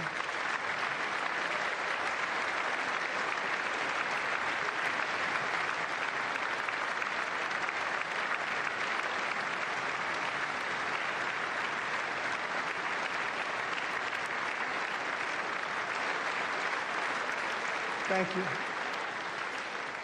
250 years is a long time in the life of a nation, but in another sense, it's really a mere moment in the eye of history. Two of the gentlemen we met in the gallery this evening took their first breaths 1 century ago, 100 years before that, on July 4th, 1826, the author of the Declaration of Independence, brilliant, Thomas Jefferson, drew his last breath. Just a single long human lifespan separates the giants who declared and won our independence from the heroes who stand among us tonight. Everything our nation has done, everything we have achieved, has been the work of those few great lifetimes. In those brief chapters, Americans built this nation from 13 humble colonies into the pinnacle of human civilization and human freedom, the strongest, wealthiest, most powerful, most successful nation in all of history. Americans ventured out across the daunting and dangerous continent. We carved paths through an unforgiving wilderness, settled a boundless frontier, and tamed the beautiful but very, very dangerous Wild West. From empty marshes and wide open plains, we raised up the world's greatest cities. Together, we mastered the world's mightiest industries and shattered history's monstrous tyrannies. And we liberated millions from the chains of fascism, communism, oppression, and terror. Americans lifted humanity into the skies on the wings of aluminum and steel. And then we launched mankind into the stars on rockets powered by sheer American will and unyielding American pride. We wired the globe with our ingenuity. We captivated the planet with American culture. And now we are pioneering the next great American breakthroughs that will change the entire world. All of this and so much more is the enduring legacy, unmatched glory of the hardworking patriots who built and defended this country and who still carry the hopes and freedoms on all of humanity's backs. For years they were forgotten, betrayed, and cast aside. But that great betrayal is over, and they will never be forgotten again. Because when the world needs courage, daring, vision, and inspiration, it is still turning to America. And when God needs a nation to work his miracles, he knows exactly who to ask. There is no challenge Americans cannot overcome, no frontier too vast for us to conquer, no dream too bold for us to chase, no horizon too distant for us to claim. For our destiny is written by the hand of providence, and these first 250 years were just the beginning. From the rugged border towns of Texas to the heartland villages of Michigan, from the sun-kissed shores of Florida to the endless fields of the Dakotas, and from the historic streets of Philadelphia to right here in our nation's capital, Washington, D.C., the golden age of America is upon us. The revolution that began in 1776 has not ended. It still continues because the flame of liberty and independence still burns in the heart of every American patriot. And our future will be bigger, better, brighter, bolder, and more glorious than ever before. Thank you, God bless you, and God bless America.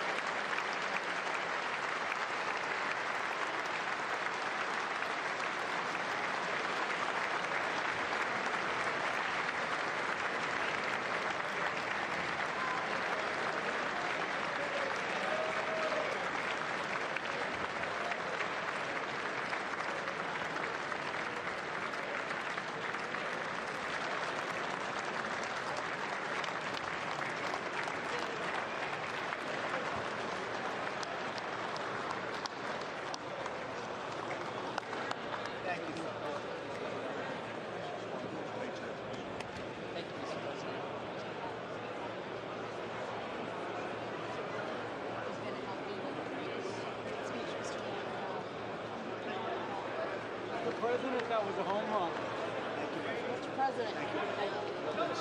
Hey. Okay, you too. All right. You're the best. Thank you. Good job. Thank you. Thank you. Very well done, sir. We'll see you Friday, Mr. President. Great job. Oh, good. See you. See you. Thank you. Well done. God bless you. Great job. Good man.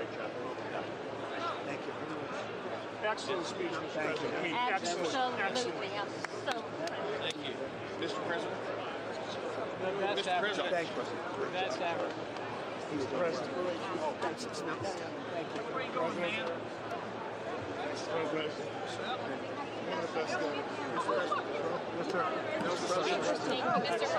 One of the best. I'm so proud of yourself. Thank you for honoring those veterans. Luger. Thanks. Good.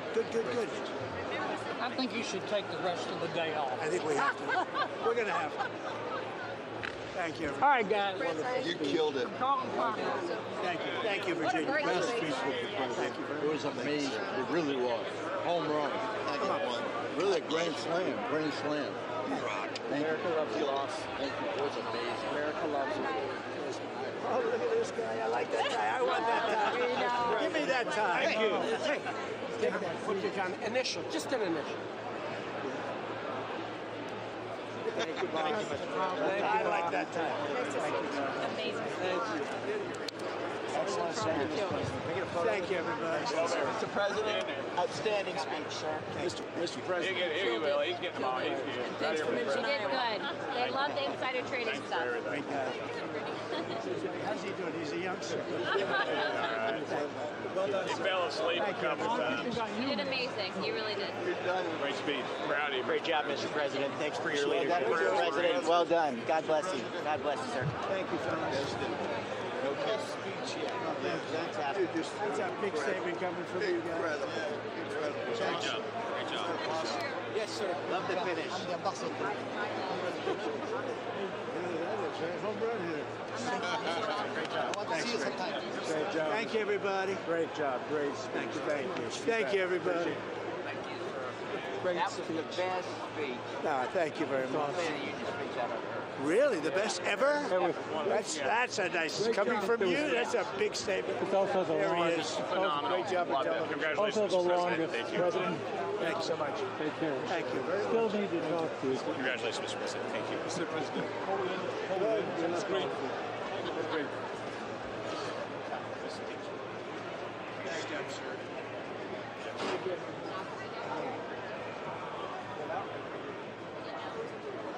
Yeah. Can we go out?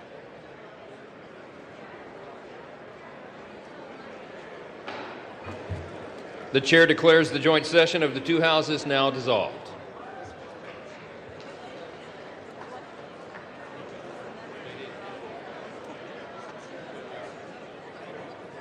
All right, buddy.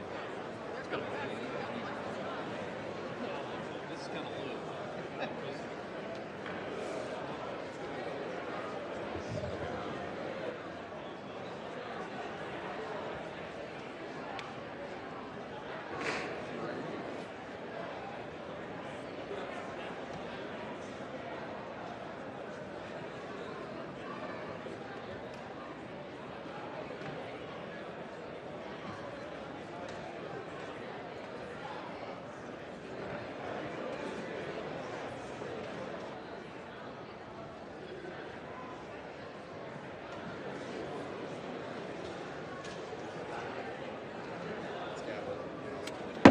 The House will come to order.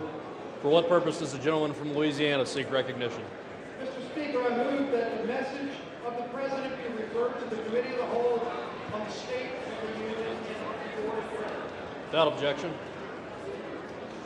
Does the gentleman from Louisiana have a motion? Mr. Speaker, I also move that the House stand adjourned. The question is on the motion to adjourn. Those in favor say aye. Those opposed, no. The ayes have it. The motion is agreed to. Accordingly, the House stands adjourned until 9 a.m. tomorrow.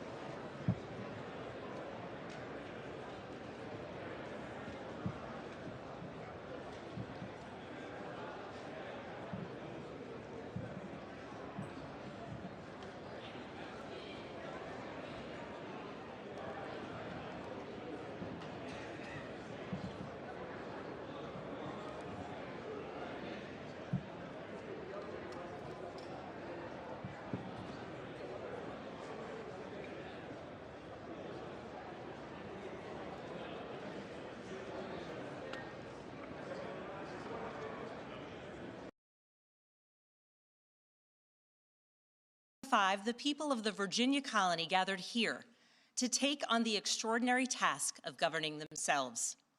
Before there was a Declaration of Independence, a Constitution, or a Bill of Rights, there were people in this room.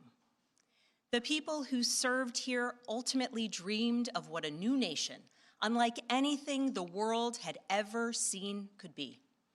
The United States was founded on the idea that ordinary people could reject the unacceptable excesses of poor leadership, band together to demand better of their government, and create a nation that would be an example for the world. And this year, as we celebrate 250 years since America declared our independence from tyranny, I can think of no better place to speak to you as we reflect on the current state of our union. Tonight, as we watched our nation's lawmakers gather for a joint session of Congress, we did not hear the truth from our president. So let's speak plainly and honestly. And let me ask you, the American people watching at home, 3 questions. Is the president working to make life more affordable for you and your family? Is the president working to keep Americans safe both at home and abroad? Is the president working for you? As I campaigned for governor last year, I traveled to every corner of Virginia, and I heard the same pressing concern everywhere. Costs are too high in housing, healthcare, energy, and childcare. And I know these same conversations are being had all across this country. Because since this president took office last year, his reckless trade policies have forced American families to pay more than $1,700 each in tariff costs. Small businesses have suffered, farmers have suffered, some losing entire markets. Everyday Americans are paying the price. And even though the Supreme Court struck these tariffs down 4 days ago, the damage to us, the American people, has already been done. Meanwhile, the president is planning for new tariffs, another massive tax hike on you and your family. And Republicans in Congress, they remain unwilling to assert their constitutional authority to stop him. They're making your life harder. They're making your life more expensive. They're even making it more difficult to see a doctor. Rural health clinics in Virginia and across the country are already closing their doors thanks to the so-called One Big Beautiful Bill, championed by the president and Republicans in Congress. And tonight, the president celebrated this law, the one threatening rural hospitals, stripping health care from millions of Americans and driving up costs in energy and housing, all while cutting food programs for hungry kids. But here in Virginia, I am working with our state legislature to lower costs and make the Commonwealth more affordable. And it's not just me. Democrats across the country are laser focused on affordability in our nation's capital and in state capitals and communities across America. In the most innovative and exceptional nation in the history of the world, Americans deserve to know that their leaders are focused on addressing the problems that keep them up at night. Problems that dictate where you live, whether you can afford to start a business or whether you have to skip a prescription in order to buy groceries. So I'll ask again, is the president working to make life more affordable for you and your family? We all know the answer is no. I grew up in a house of service. My mother was a nurse, and my father was a career law enforcement officer. I began my career by following in my father's footsteps as a federal agent, working money laundering and narcotics cases. I worked side by side with local and state police to keep our community safe and to uphold and enforce the law. Law enforcement officers across the country know that it is a unique responsibility to do the serious work of investigating crimes, comforting victims, and making arrests.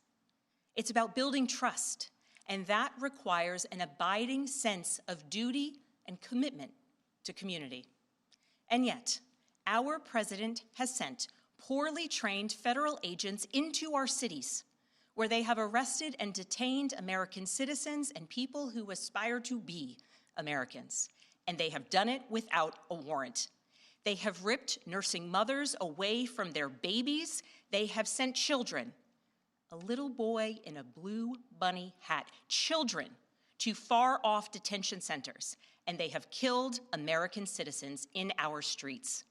And they have done it all with their faces masked from accountability. Every minute spent sowing fear is a minute not spent investigating murders, crimes against children, or the criminals defrauding seniors of their life savings. Our president told us tonight that we are safer because these agents arrest mothers and detain children. Think about that. Our broken immigration system is something to be fixed, not an excuse for unaccountable agents to terrorize our communities.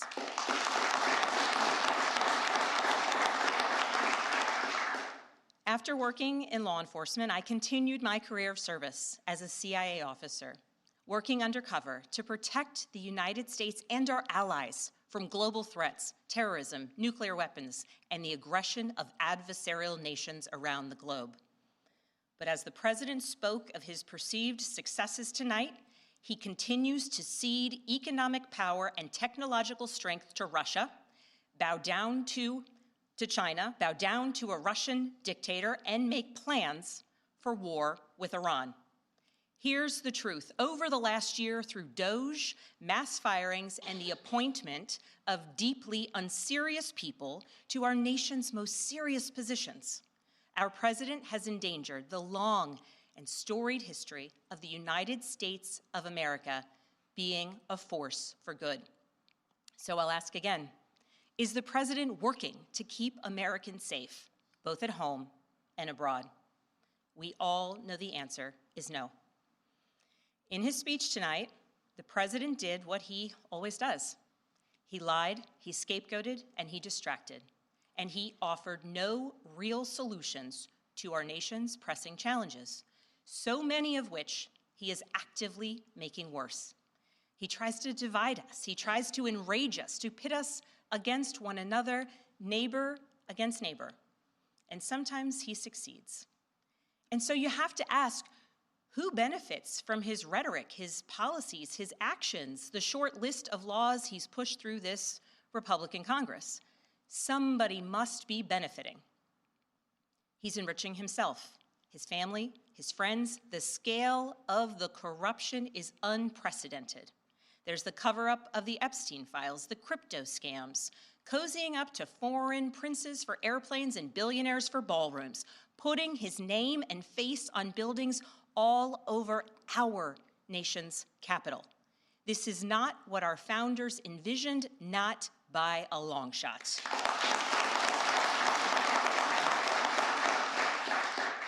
So I'll ask again, is the president working for you? We all know the answer is no. But here's the special thing about America. On our 250th anniversary, we know better than any nation what is possible when ordinary citizens, like those who once dreamed right here in this room, reject the unacceptable and demand more of their government. We see it in the determination of students organizing school walkouts all across the country, whose voices are becoming so powerful that the governor of Texas seeks to silence them. We see it in the bravery of Americans in Minnesota standing up for their communities, from peacefully protesting in sub-zero temperatures to carpooling children to school so that their immigrant parents are not ripped away from them in the parking lot. As a mother of 3 school-aged daughters, I am inspired by their bravery, but I am sickened that it is necessary. And Americans across the country are taking action. They are going to the ballot box to reject this chaos. With their votes, they are writing a new story, a more hopeful story. In November, I won my election by 15 points.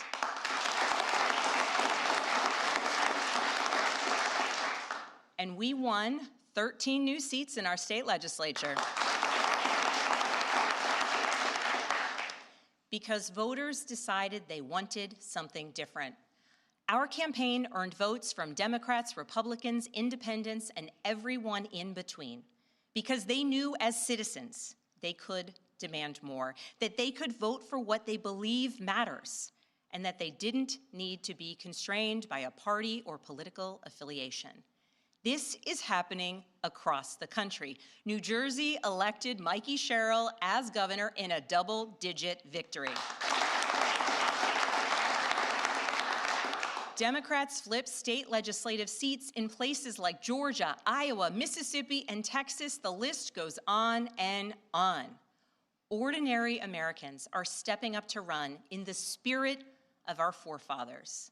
They are running to demand more and to do more for their neighbors and communities. I know this story well. I first ran for office in 2018 alongside dozens of other Democrats who did the seemingly impossible, flipping 41 seats in Congress. In my case, I was the first Democrat elected in 50 years, swinging our district 17 points. Those who are stepping up now to run will win in November because Americans, you at home, know you can demand more, and that we are working to lower costs. We are working to keep our communities and our country safe, and we are working for you.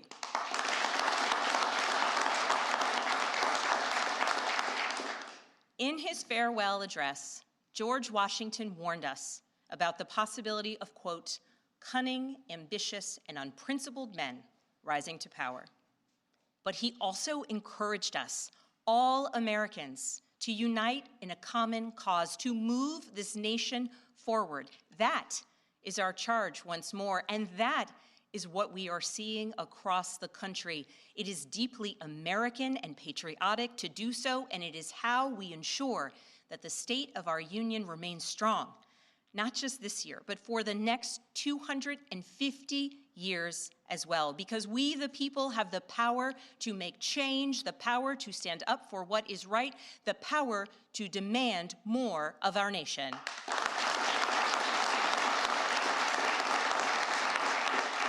May God bless the Commonwealth of Virginia, and may God bless the United States of America.